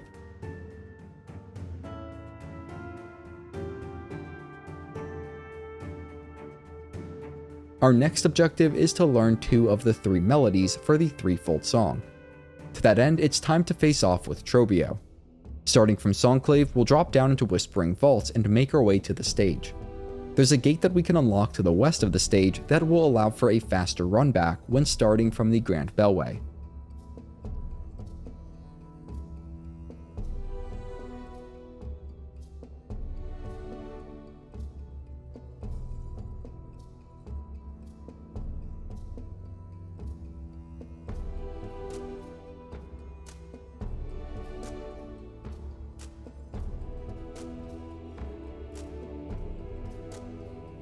Given how strong we are though, Trobio should not pose too much of a challenge. His most dangerous attack is his Vortex, and all we need to do for that is jump above him and pogo off his head.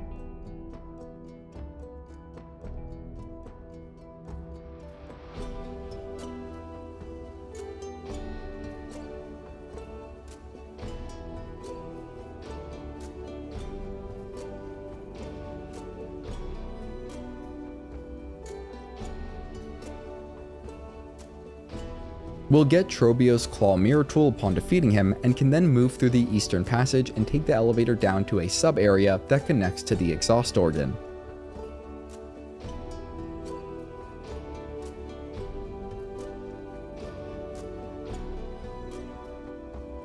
Causing the lift to go back up without us in it will reveal a new part of the Underworks that links back up with an otherwise inaccessible part of the Whispering Vaults. It's there that we will find the Sacred Cylinder.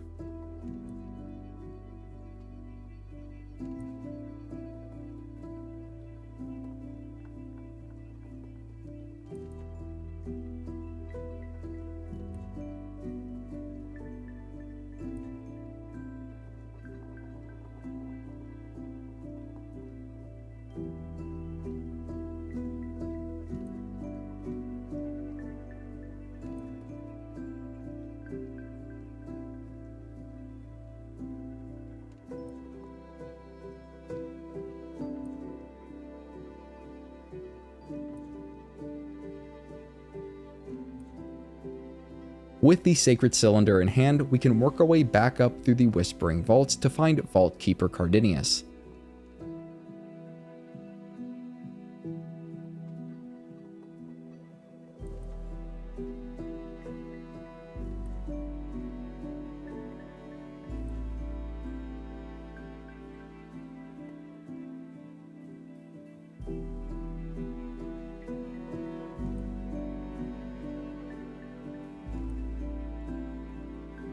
We should get a nice lump of Rosaries for all of the cylinders that we turn in.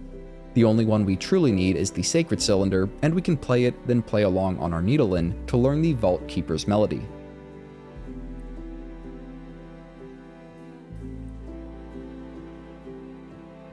Here is a quick look at my current build as we go to Cogwork Core for the Architect's melody. We'll need to platform up through the core, unlocking a series of shortcuts along the way. Also, the double jump gives us a lot of options with how to tackle this platforming section, and I'll be showing the way that I went about completing it, but feel free to approach it in whatever way that you find to be the easiest.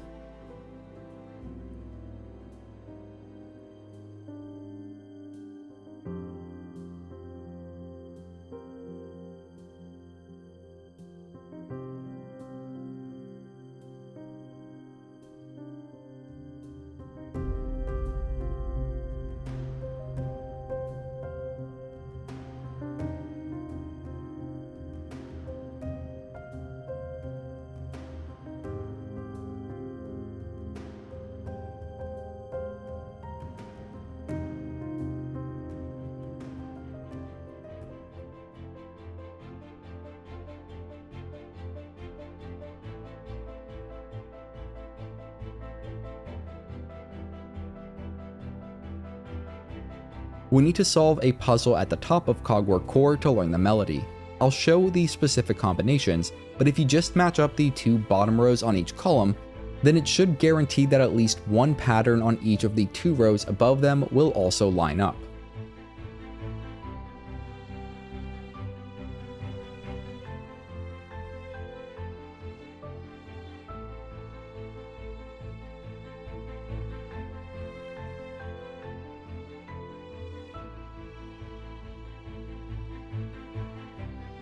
After solving all 4 columns, we can step on the nearby pressure plate that emerges and then play along with the choir to learn the architect's melody.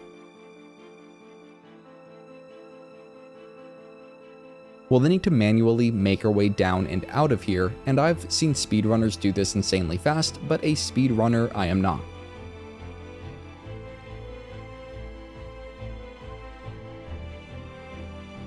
This next part is a bit extraneous, but it needs to be done for the Transported achievement, which requires opening all Ventrica stations. The only one remaining at this point should be the Coral Chambers Ventrica, so let's go get that unlocked now. As a quick side note, the Citadel Spa is near this Ventrica, so feel free to go explore there, though it's not required.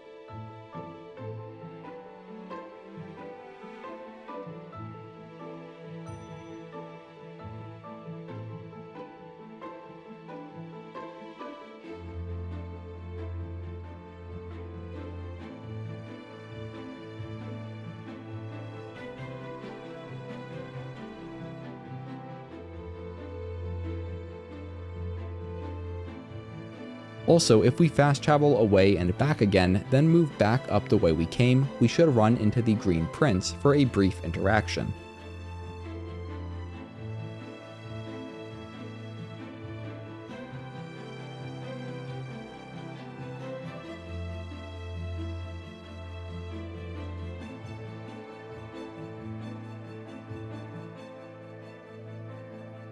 Next, we'll want to make our way back to the High Hall's path that we took to reach the Cogfly tool. I also recommend equipping that tool, as it will be much easier to get our 17th Spool Fragment, which is at the topmost chamber. The Cogfly tool is great for dealing with the 2 ministers that would otherwise give us a very hard time while trying to reach it.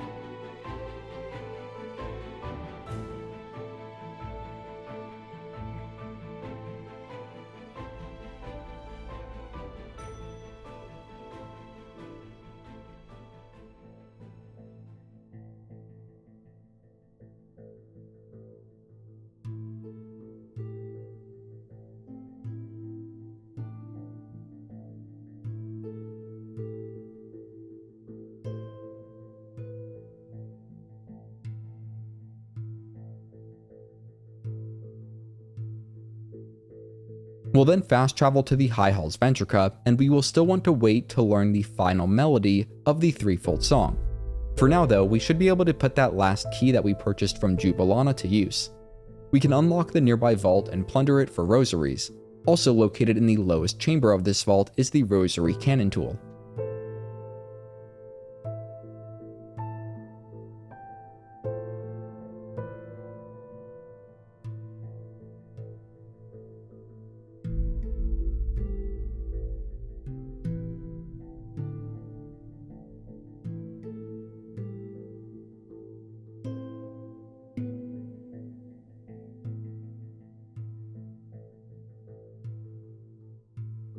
After getting that tool and all the rosaries that can be obtained above, we'll make our way to Bilewater.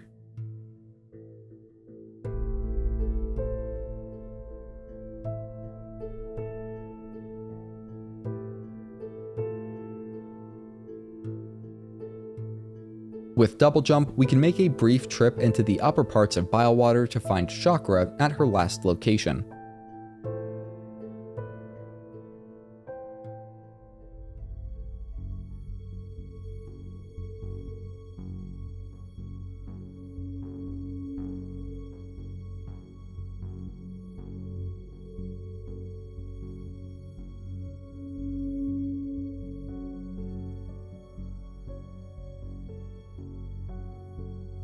We should now be able to buy all maps from Chakra, and we'll need to do just that in order to get her quest.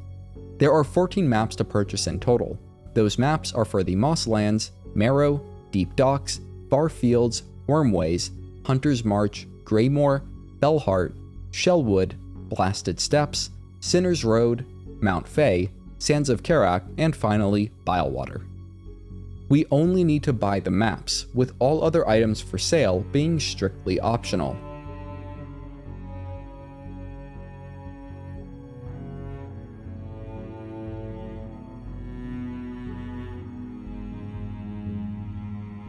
Once all 14 maps have been purchased from Chakra, we can fast travel away and back again to get the Trail's End quest at the Bellheart Wishboard. With that, we'll equip our Wreath of Purity and make our way through Bylewater, doing everything we need to do there in one trip. Starting from the Bylewater Bellway, we'll move up past where Chakra was located, past a couple of bloat roaches and through the next eastern passage up.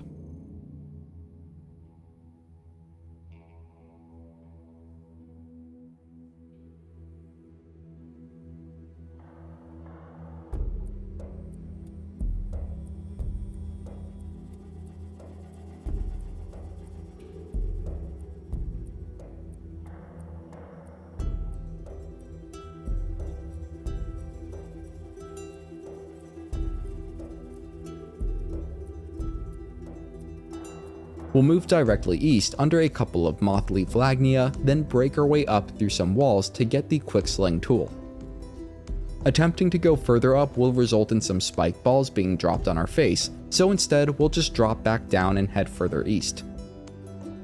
This leads us to a Forsaken platforming section where Slubberlugs will try to eat us as we move towards our 13th Mask Shard.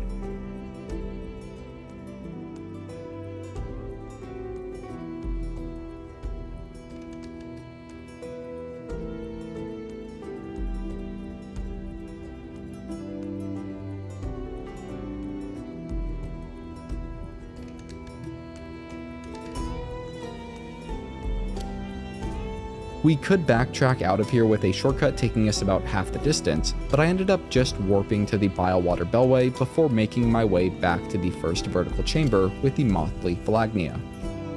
From there, we need to platform all the way up and go through the top west passage.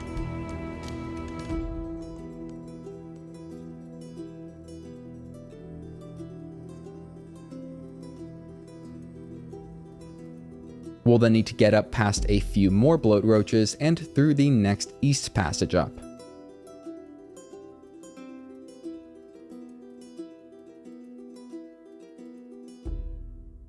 This will bring us to a long horizontal passage that is just riddled with traps and Stilkin, those annoying dart shooters. There's a hidden chamber about halfway through where we can rescue our 28th Flea.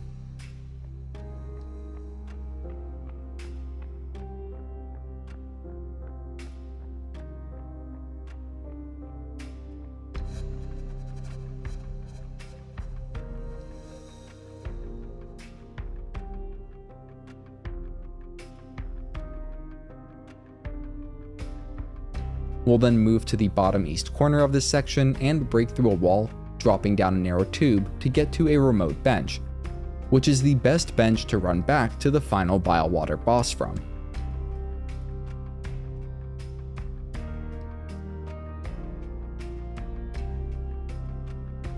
Also, we can break a wall out to the west and crack open a sack to get our 17th memory locket. I recommend equipping the Conchcutter Tool if you have not already. With that, we'll go back up the way that we got here, moving further up and east. We just have 2 more tasks to complete in Bylewater. The first is to find Chakra.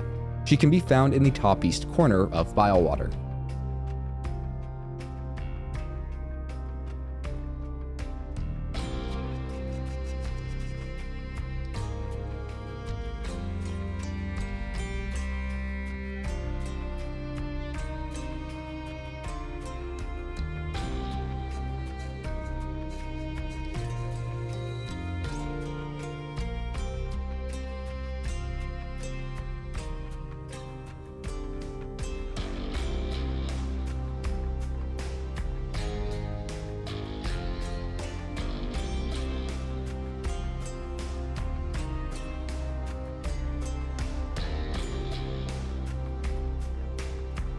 Once we reach Chakra, we can speak with her, then play our needle in to complete the Trail's End wish and unlock the Throwing Ring tool.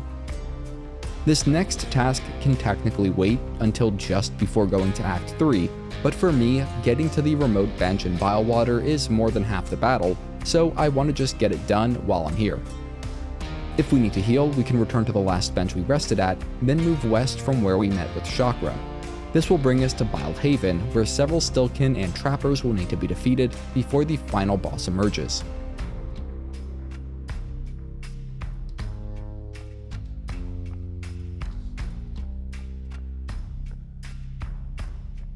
I found these enemies are most easily dealt with by jumping above the spot they are going to emerge from, pogoing off them until they are defeated. Watch out for the spike traps that will swing down after every major wave of enemies.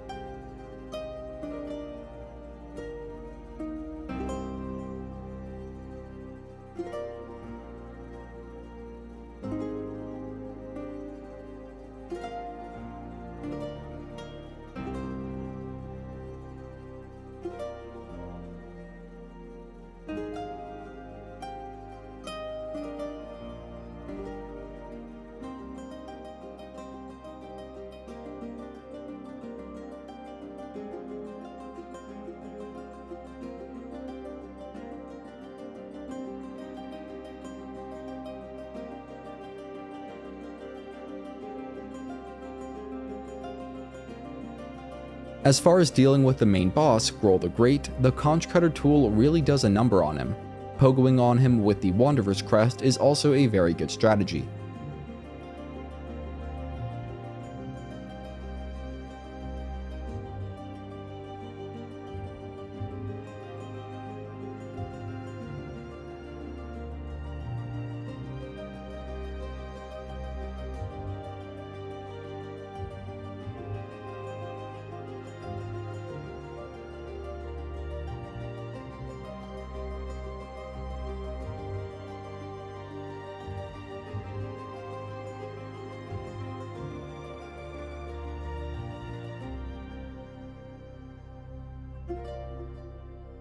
Once Groll is defeated, we can rest at the bench if needed, then move into the hut out west to grab the Seeker's Soul, which will be used in the quest to reach Act 3.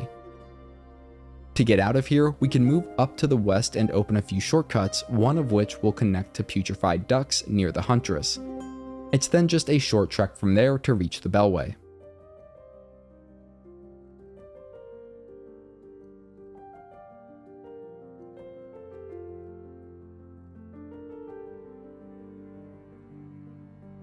Also, we can equip the Throwing Ring if we want, and it gives us a unique animation and voice line from Hornet if we taunt with it equipped.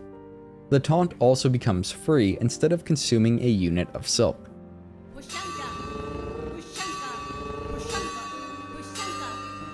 Before moving on, we should visit Chakra and Bellheart and make sure that we've exhausted all of her unique dialogue. Once that's done, she should show up to the east of where the Conductor's melody is learned in High Halls. We can accept her offer for help in the coming battle, then move west. Several waves of enemies will need to be defeated, and this will be made significantly easier with Chakra's aid.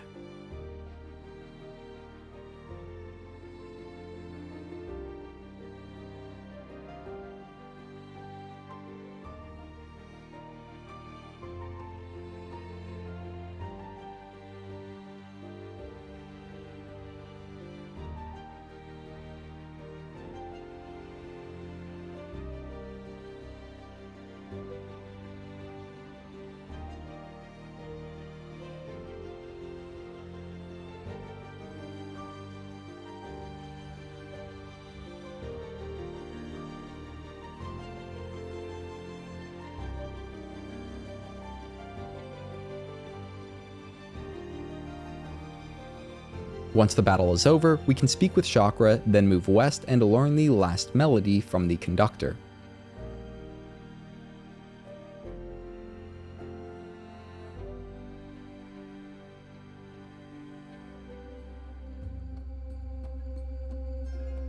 With that done, we'll move east to the chamber where we fought the Cogwork dancers. The Green Prince should be located nearby, and we can get some unique dialogue from him. Once that's done, we can interact with the central console in the Dancers Arena and play the threefold melody to open the lift that will bring us to the cradle.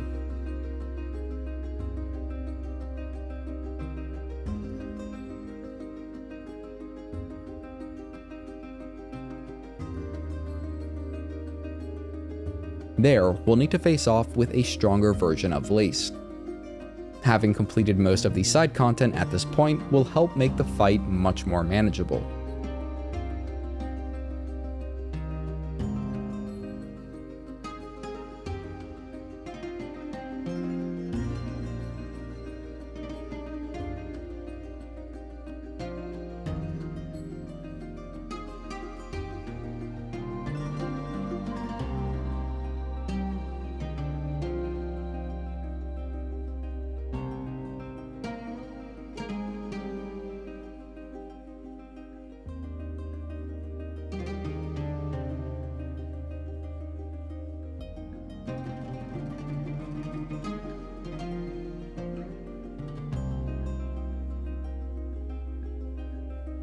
After defeating and speaking with Lace, we can grab the Silkshot and complete a short platforming section.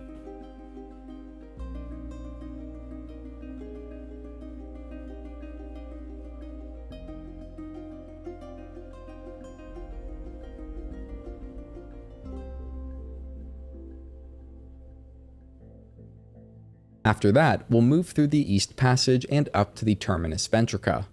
I'm equipping the Fractured Mask here to help protect against one of the final boss's attacks that deals 3 damage. Before we fight her, let's go unlock the shortcut that will make any runbacks faster and also get the cradle map along the way.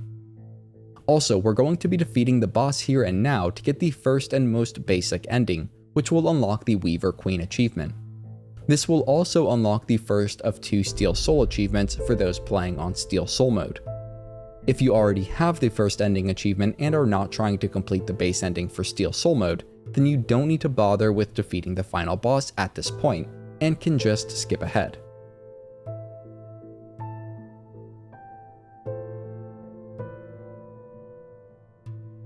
For those that do need it, we will make our way up to the top level of the cradle, then challenge Grandmother Silk.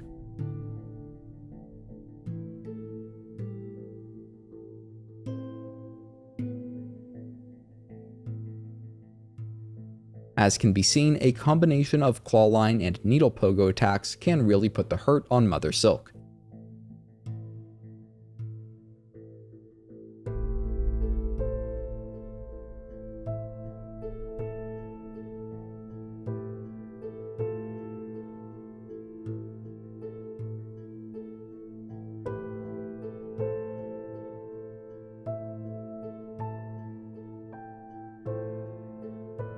The only attack that is really dangerous is when she throws out a web of silk, and if we are caught in any part of it, we will be subjected to an attack that deals 3 masks of damage.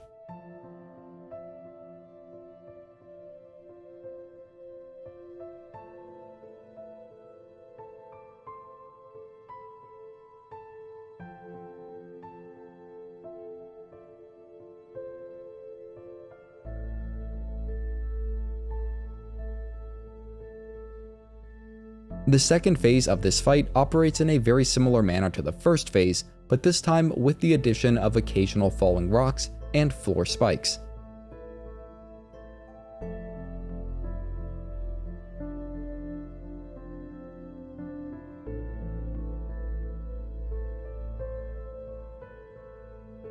Our only option after defeating Grandmother Silk this time around will be to bind her silk, resulting in the Weaver Queen ending and achievement. With the final boss of Act 2 available, we are now ready to start the questline that unlocks the Witch Crest and get the secret ending about halfway through it. There are muck maggots in the area that we are going to go to, so if you have the Wreath of Purity, it's worth equipping. Starting from Songclave, we'll move down into Whispering Vaults and go to the one chamber where we previously found a memory locket.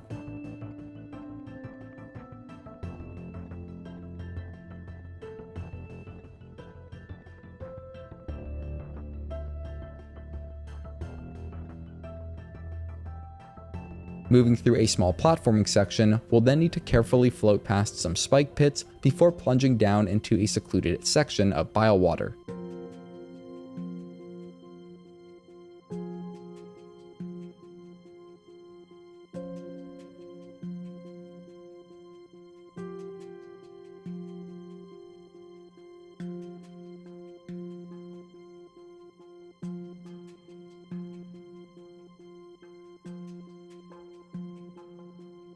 Moving east through the muck maggots, we'll then drop down another short pit before moving west.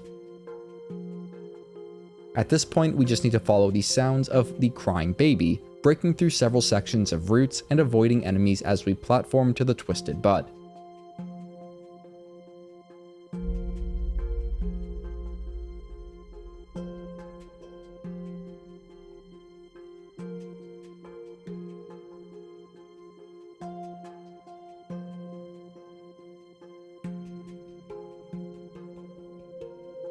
To stop the crying, we'll need to bring the twisted bud to Graveroot in Shellwood. Having already completed the Rite of the Polyp quest, we can just hand over the twisted bud to Graveroot, then speak with them until we are able to start the Rite of Rebirth, after which point we will be cursed.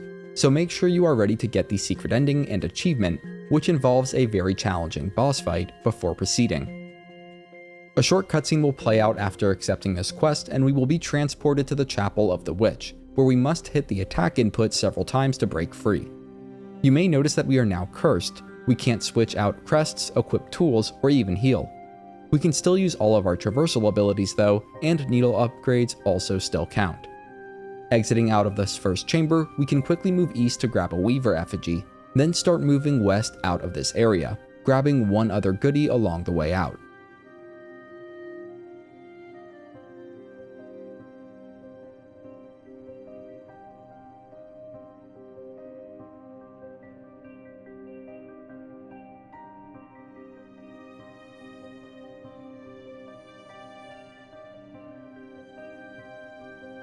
This will bring us to a new tall vertical chamber that joins the two regions of Shellwood and the Marrow.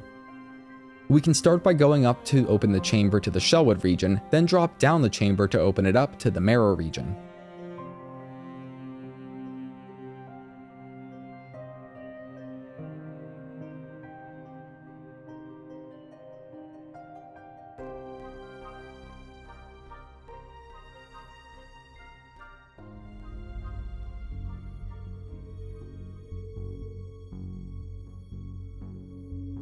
Back in the Marrow, our next step will be to find our way to the nearest bellway.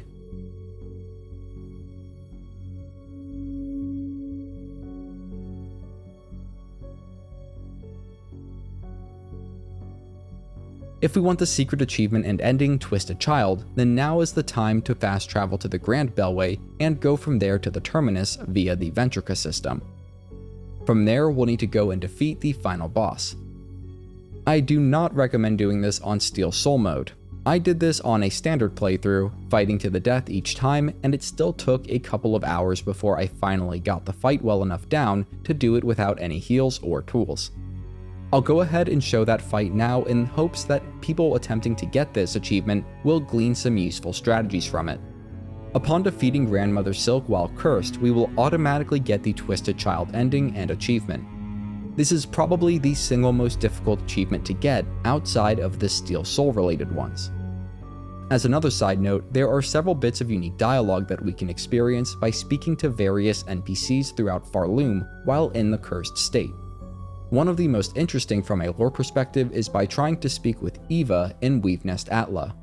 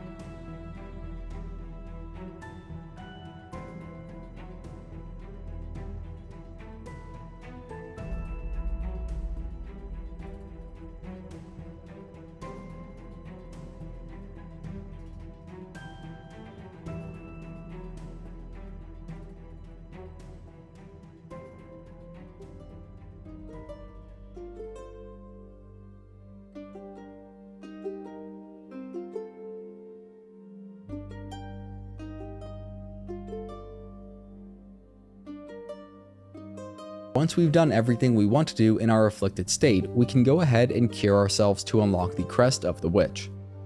We'll start at the Greymoor Bellway and move to Halfway Home to set our spawn point there.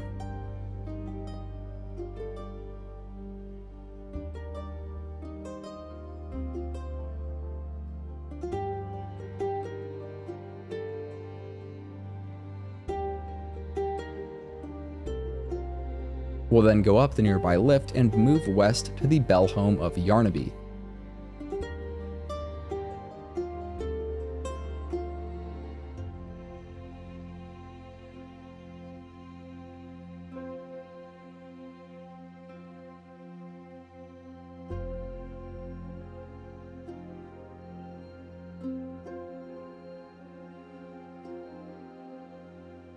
We'll need to knock on Yarnaby's door a couple of times to explain our situation. He'll then allow us inside, and speaking to him will start us on the infestation operation wish or quest.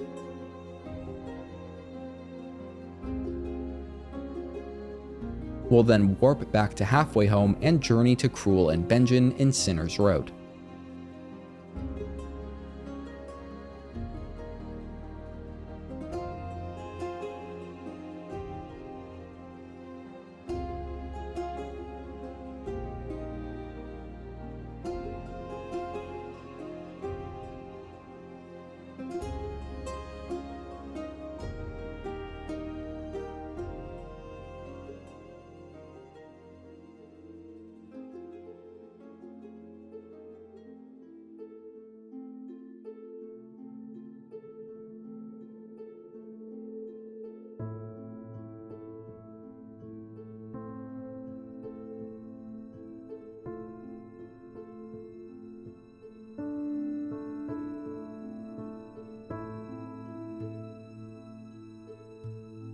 Once there, we'll need to pay a small fee to obtain the steel spines.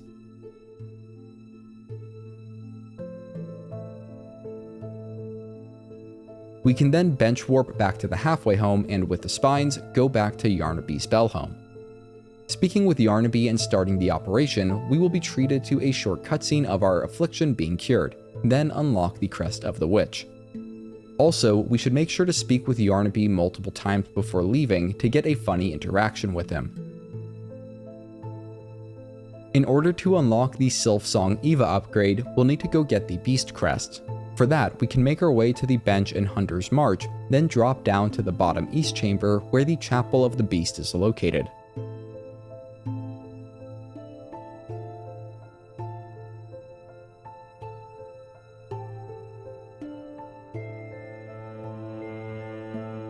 Once inside, we'll need to go through a small platforming section and can unlock a shortcut at the end of it before squaring off with the notorious Savage Beastfly.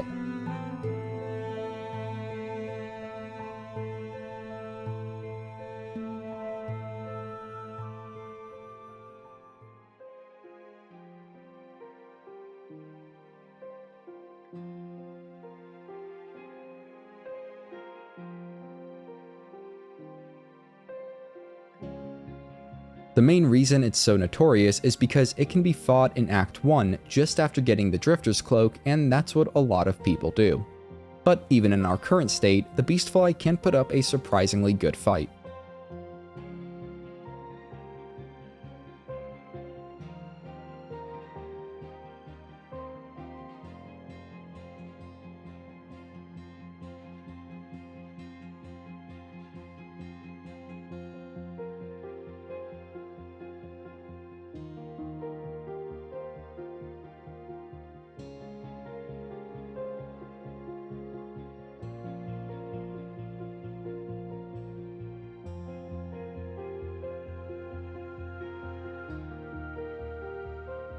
Once it's defeated, we can go claim the Beast Crest and then journey out to the nearest Bellway, which should be in Deep Docks. Along the way, keep an eye out for a Shardalard to defeat towards completing its entry in the Hunter's Journal. Also, be aware that the Beast Crest does not heal with the Bind ability. It requires binding and then damaging enemies with melee in order to heal, and this almost got me into some trouble. It's now time to get our remaining Eva upgrades. If you completed all donation quests for Bone Bottom, then you should be able to speak with Flick the Fixer to get the Hornet Statuette item. We'll then need to unlock all tool slots in all non-hunter crests. Once we've done that, we should be able to get the last 2 upgrades from Eva and Weave Nest Atla. The first is a second evolution for the Hunter Crest, which is fine. However, the final upgrade, Silksong, allows us to generate silk while resting at any bench, which is incredibly useful when preparing for any difficult boss fight or platforming section. Also, while we are down here, we can now reach a secret chamber with double jump where the Snare Setter tool is found. It was at this point in my game that the quest to reach Act 3, Silken Soul, became available to start at the Bellheart Wishboard. That's all fine and good, but we still have some other tasks to complete before we do it. For one, we have 2 more mask shards to get in Far Fields. To that end, we'll grab the Savage Beastfly Grand Hunt from the Bellheart Wishboard, then travel to the Seamstress Hut in Far Fields. I didn't do it, but it's probably smart to equip the Magma Bell tool. Before we do fight the Savage Beastfly, again, let's go complete a platforming challenge to the east in the cave with the Hokers.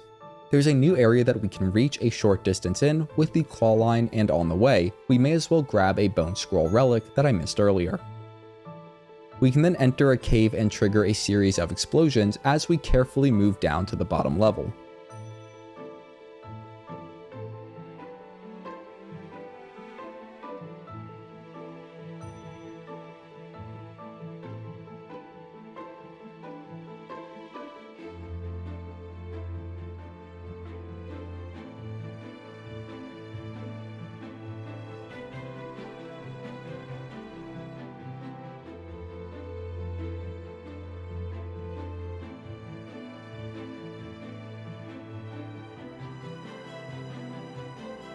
Once there, we can trigger a final explosion to reveal the lava below and start the challenge.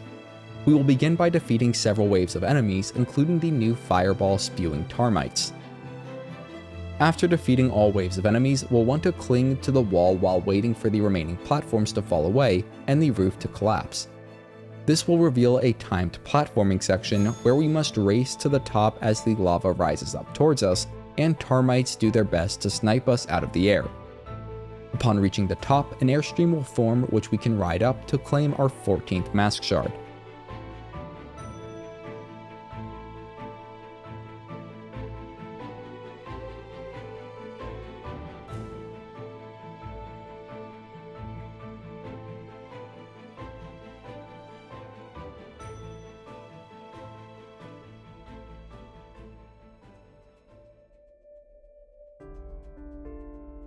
I found the Reaper Crest with the following tools to work against the upcoming boss fight particularly well.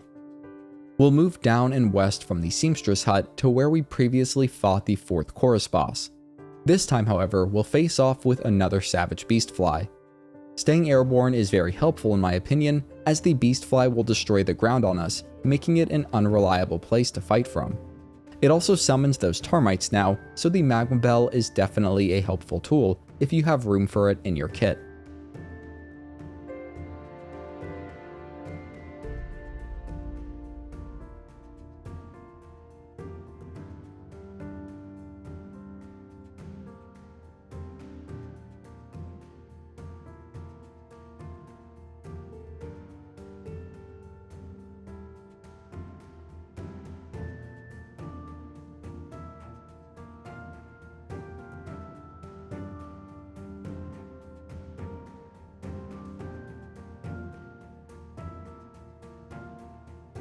After defeating the Beastfly, we can pick up the Horn Fragment it drops, then turn it in at the Bellheart Wishboard for our 15th Mask Shard.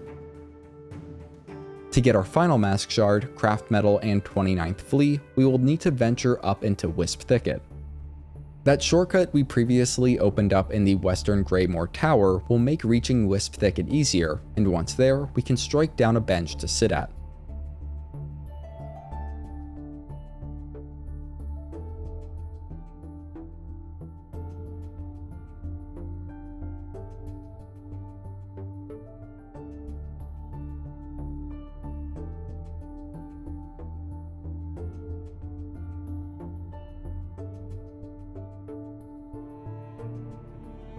Moving east from the bench will bring us to our final mask shard of Act 2. If we go to the very top of the vertical chamber, we will also find a relic. In any case, the magma bell will still be very helpful here, as the enemies make use of fire damage.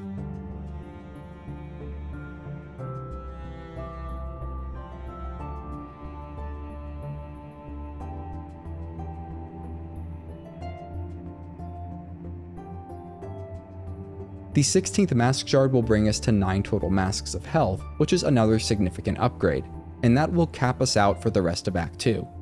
There are 4 more mask shards that we can get after reaching Act 3.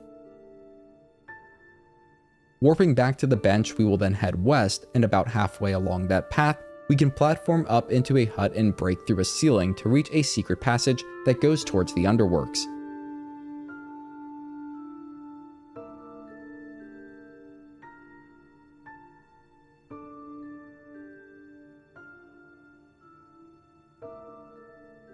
At the top east corner is our final Craftmetal, and then to the west is a breakable wall that opens access to the Underworks.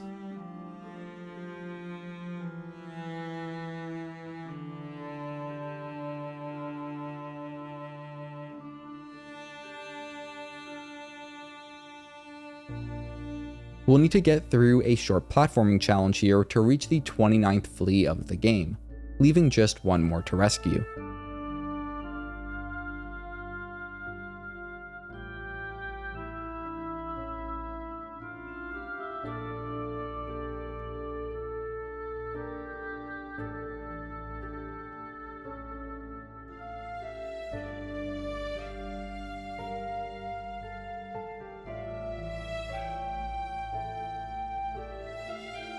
We don't need to do it here and now, but I took this time to open a shortcut or connecting point that leads back into the Underworks.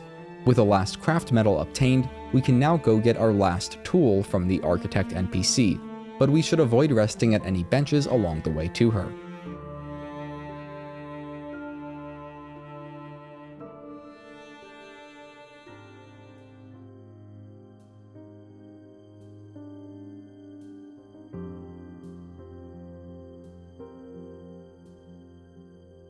With that done, we can fast travel away and back and then return to the Architect to get her pristine core.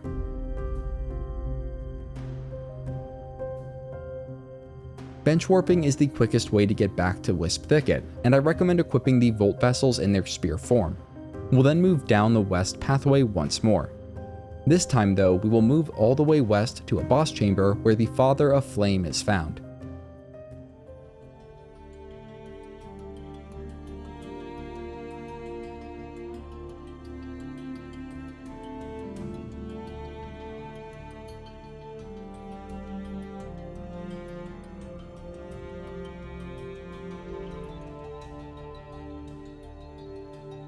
To defeat the Father of Flame, we will first need to destroy all 4 Wisp Lanterns.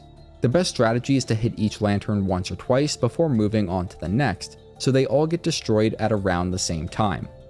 This will minimize the time that the boss spends in a sped up state before reaching Phase 2.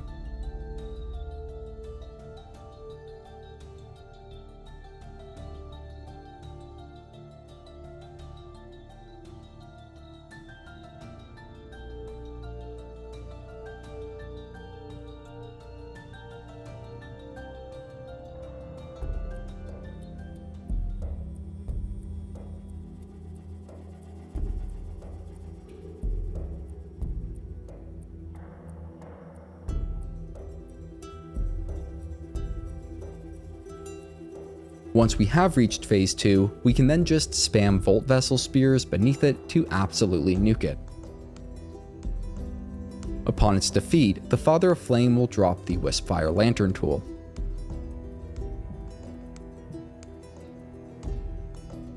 For our final Flea, Spool Fragment, and Memory Locket, we'll move down and east from the Forge Daughter in Deep Docks, through the door that we opened up a while back with a simple key. Moving a couple chambers over to the east, we can drop down and pull a ring lever to open a new area.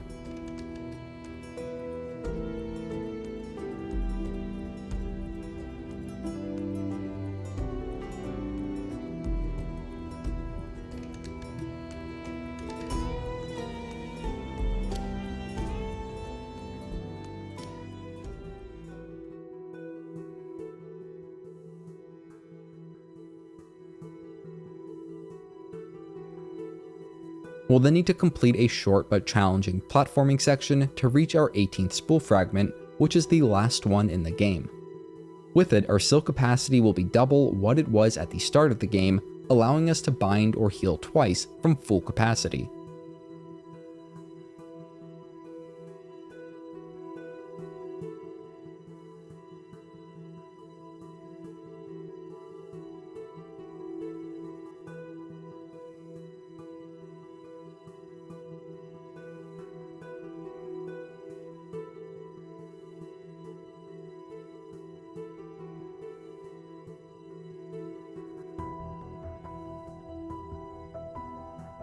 Moving down into the west, we will then loop back up and enter an arena where multiple waves of enemies must be defeated.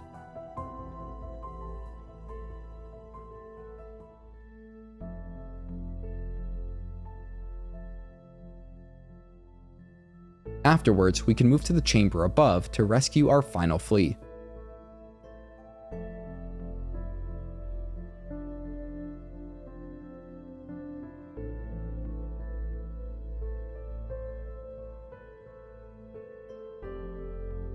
Next, we'll go down to the west and strike an explosive core to open the way forward.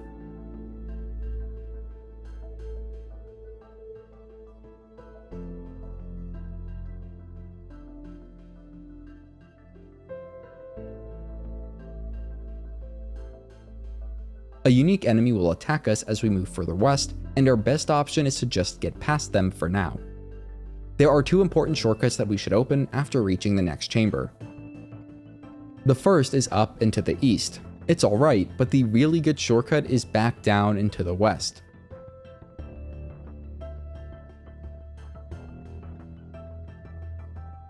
After crossing a sealed bridge, we can jump up a short vertical chamber and break through a one-way wall. This gives us a very short path back from the Forge Daughter bench, which is good because the upcoming boss fight is no joke and might take a few tries. I have my build for it shown on screen, with the Magma Bell and Cogwork wheels being particularly important. Backtracking to the shortcut that we just opened, we will then go further down and west to start the fight with Four Brother Cygnus.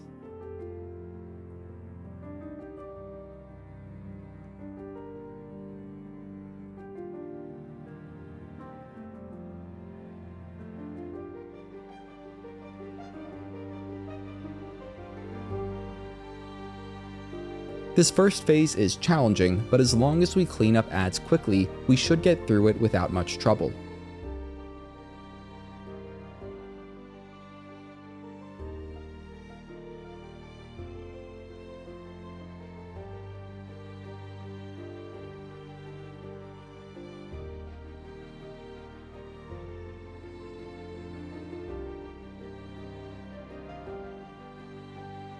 The hardest phase begins once Gron joins the fight. At that point, things become very hectic and our best bet is to defeat one of the brothers as fast as possible. That's what the Cogwork wheels are for.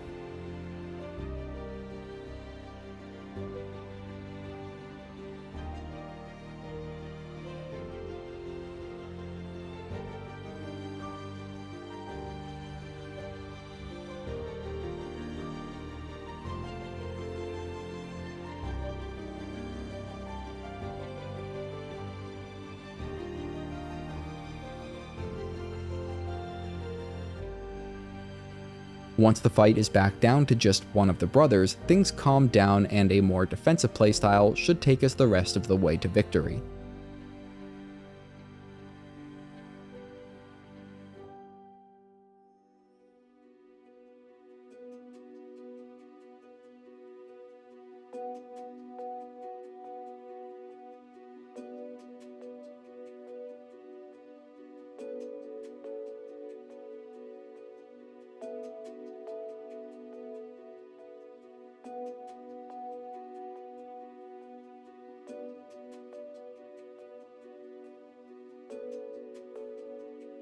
After the fight, we'll go down and west to open a pressurized door. We can then destroy a locking mechanism on the other side to open this passageway so that it can be accessed from the side that leads back to the Forge Daughter. There are still a couple of things to do here though after sitting at the nearby bench. First, we can move back in and down a level, break through a wall, then carefully drop down a passage lined by superheated spikes to reach Memory Locket 18, which is the last for Act 2.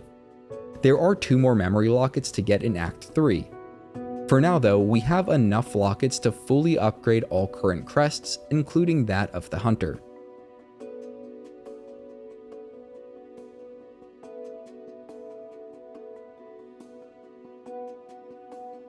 Lastly, we should unlock the shortcut to the diving bell here and now in Act 2. This requires us to navigate a platforming section with multiple lava larga.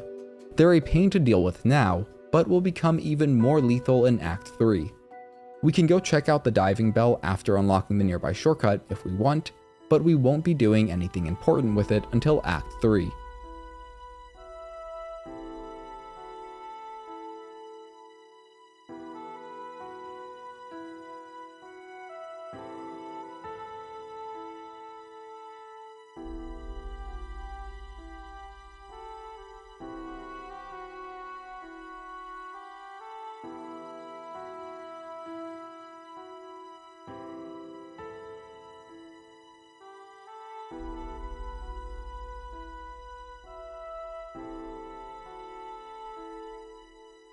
With all fleas rescued, we can make a quick trip to Fleatopia and speak with Mushka to get the Egg of Flealia tool and Flea Friend achievement.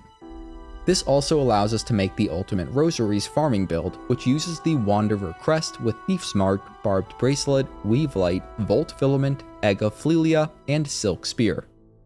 With this build, we can very consistently farm the Grand Reeds near Songclave. The combo is to Clawline, strike twice, then Silk Spear. This combo will always defeat the Grand Reeds before they are able to do anything in retaliation or defense.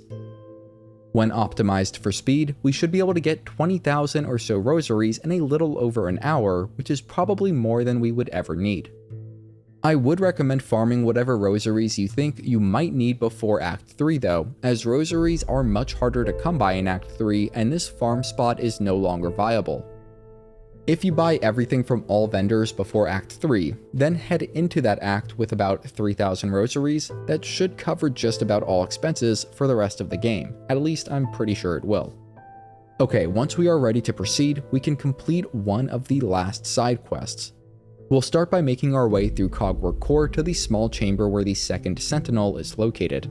We can break open its chamber and insert the completed Cogheart that we've been carrying around for a while now.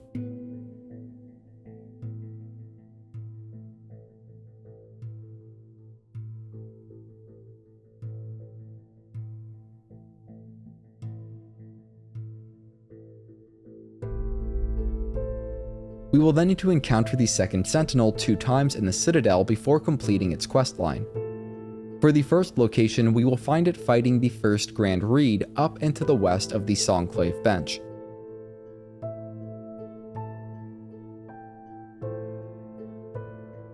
After helping in the fight, we'll fast travel to the Grand Bellway and move up to the west from there.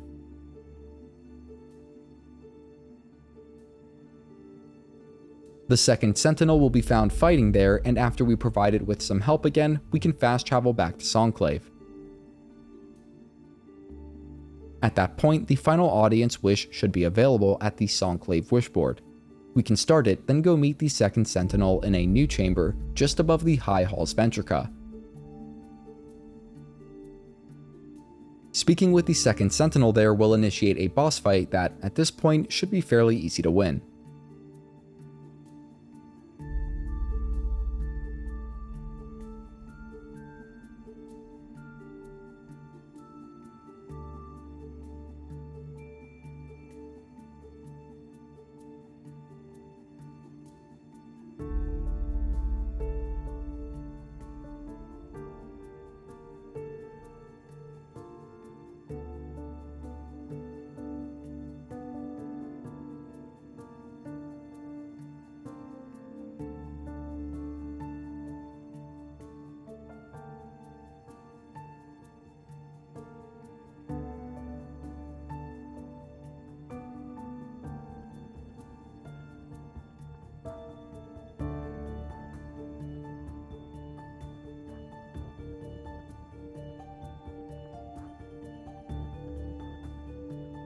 Victory will bring this questline to a close, rewarding us with the Reserve Bind. If I recall correctly, there is only one new tool left to obtain in the game, which can only be obtained after reaching Act 3. There are, however, still 3 more Silk skills to unlock, and we can get 2 of those here in Act 2. For the first one, we will equip the Volt Vessel Spears and then head up from Bone Bottom to Weave Nest Cairn, which is located in the Wormways. Along the way, we can nuke that troublesome Craggler with a bunch of Volt Vessel Spears.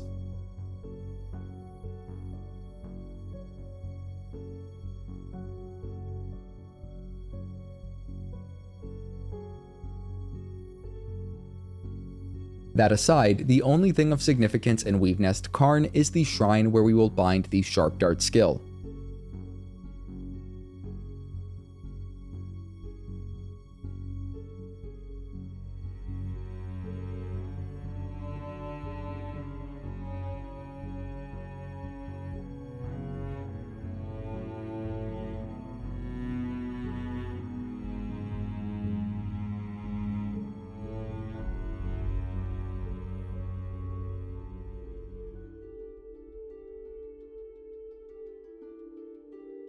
We'll then need to journey back out and travel by foot to the nearest Bellway. We can then fast travel to the Slab where 2 more bosses are waiting for us. It probably isn't necessary, but we can use the Conchcutter on the Architect Crest with the Polyp Pouch to nuke the Wailing Broodmother boss. She's located in a newly accessible chamber where we previously obtained the Key of Heretic. It's found through one of the upper western passages in the main chamber of the Slab.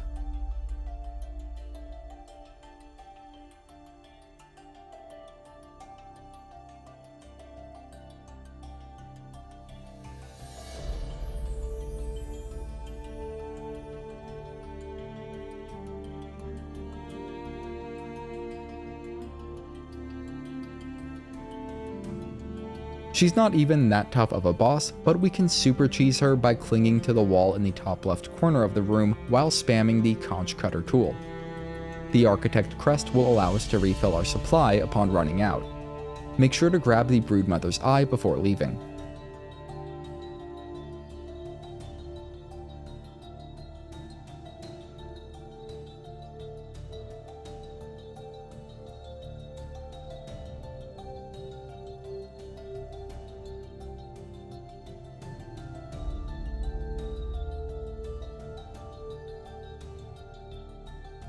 The next boss is one of my favorite fights in the game and is also quite challenging.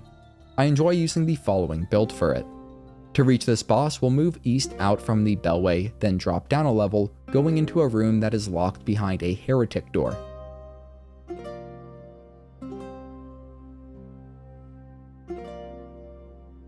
We can loot the chest there, then double jump off it to reach a hidden passageway above. It leads to a chamber with multiple locks on it. Breaking all of them will allow us to enter, and attempting to bind the Weaver Shrine will start the boss battle with the first Sinner.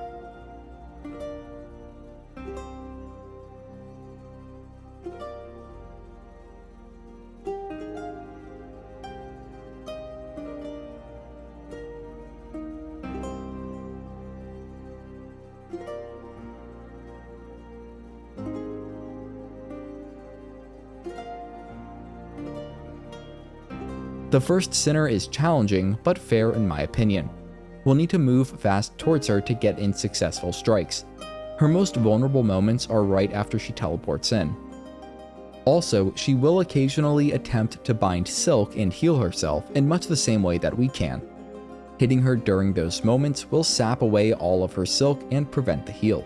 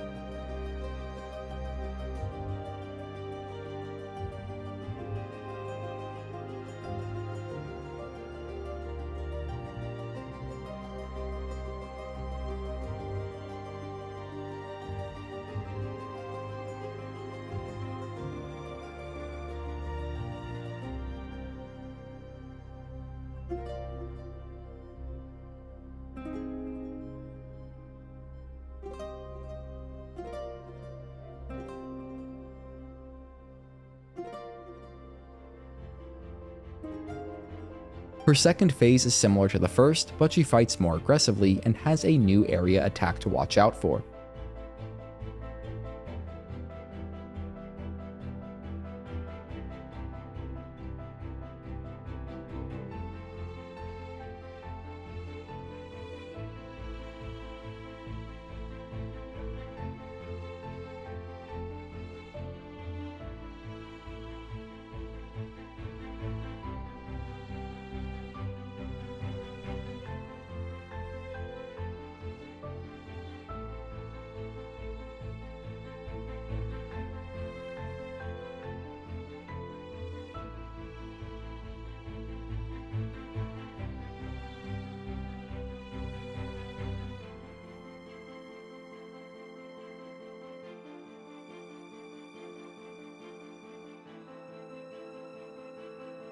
Once she is defeated, we can accept her offering, and after completing a somewhat lengthy platforming section, we will get the Rune Rage Silk skill.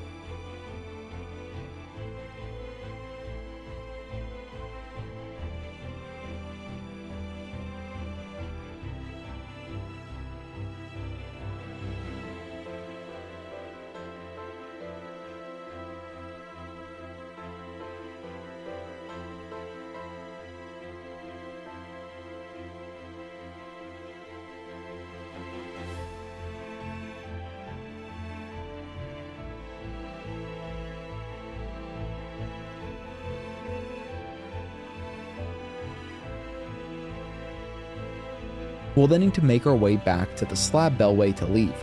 If we drop down the nearby chute on our way out and move east, we can grab a Weaver effigy before leaving the slab. There are still some other things we could do during Act 2, like any remaining single-time deliveries from the Courier Brothers, maybe fill out our Hunter's Journal a bit while certain enemies are more plentiful and easier to deal with, and so on. However, for just getting to the 100% completion achievements, we are now ready to start the Silk and Soul quest, which will allow us to reach Act 3. Going to Songclave, we can speak through all of the Caretaker's dialogue and start the Silk and Soul quest. We should already have the Snare Setter and Seeker's Soul, which were both covered earlier in the walkthrough. If you did not get them already, go back and do that now. We then just have 2 more souls to get, and they are very easy to obtain. First, we can go through the secret passage to the east of the Bellheart Bellway to find the Hermit. Speaking with them multiple times will get us the Hermit Soul. For the Maiden Soul, we just need to go west from the Bone Bottom Bellway until we find the Chapel Maid in the ruined chapel. She doesn't need much convincing to give us the Maiden Soul. If you wanted to try out the Snare Setter tool, make sure to do so before returning all 4 items to the Caretaker in Songclave, as it will be consumed to complete this quest. With that done, we should have a new objective, Soul Snare. I've already talked about strategies for defeating the final boss, so that should be well in hand. However, this time when we defeat Grandmother Silk, we will need to play our needle in rather than bind her. This will result in a new ending, which will then unlock the Snared Silk achievement.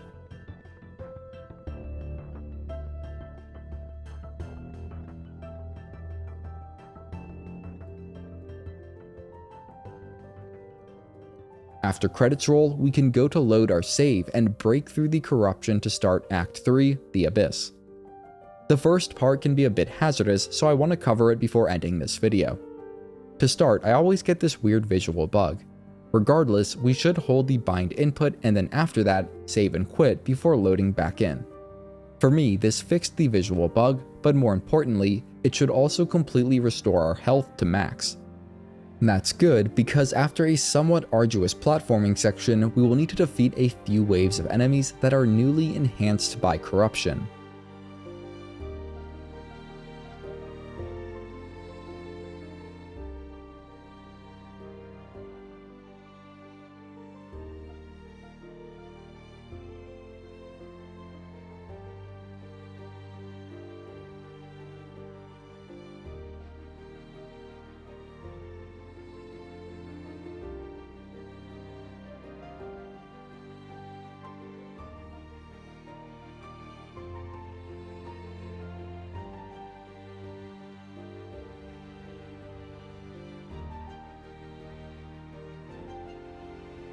These enemies are tough and hit hard. All we have is our base Hunter's Crest with no tools equipped. With that in mind, our charged attack and Clawline are both very helpful for the fight. Once all enemies are defeated, we'll want to watch our step as we move just a short distance further before plummeting down to the coral chambers.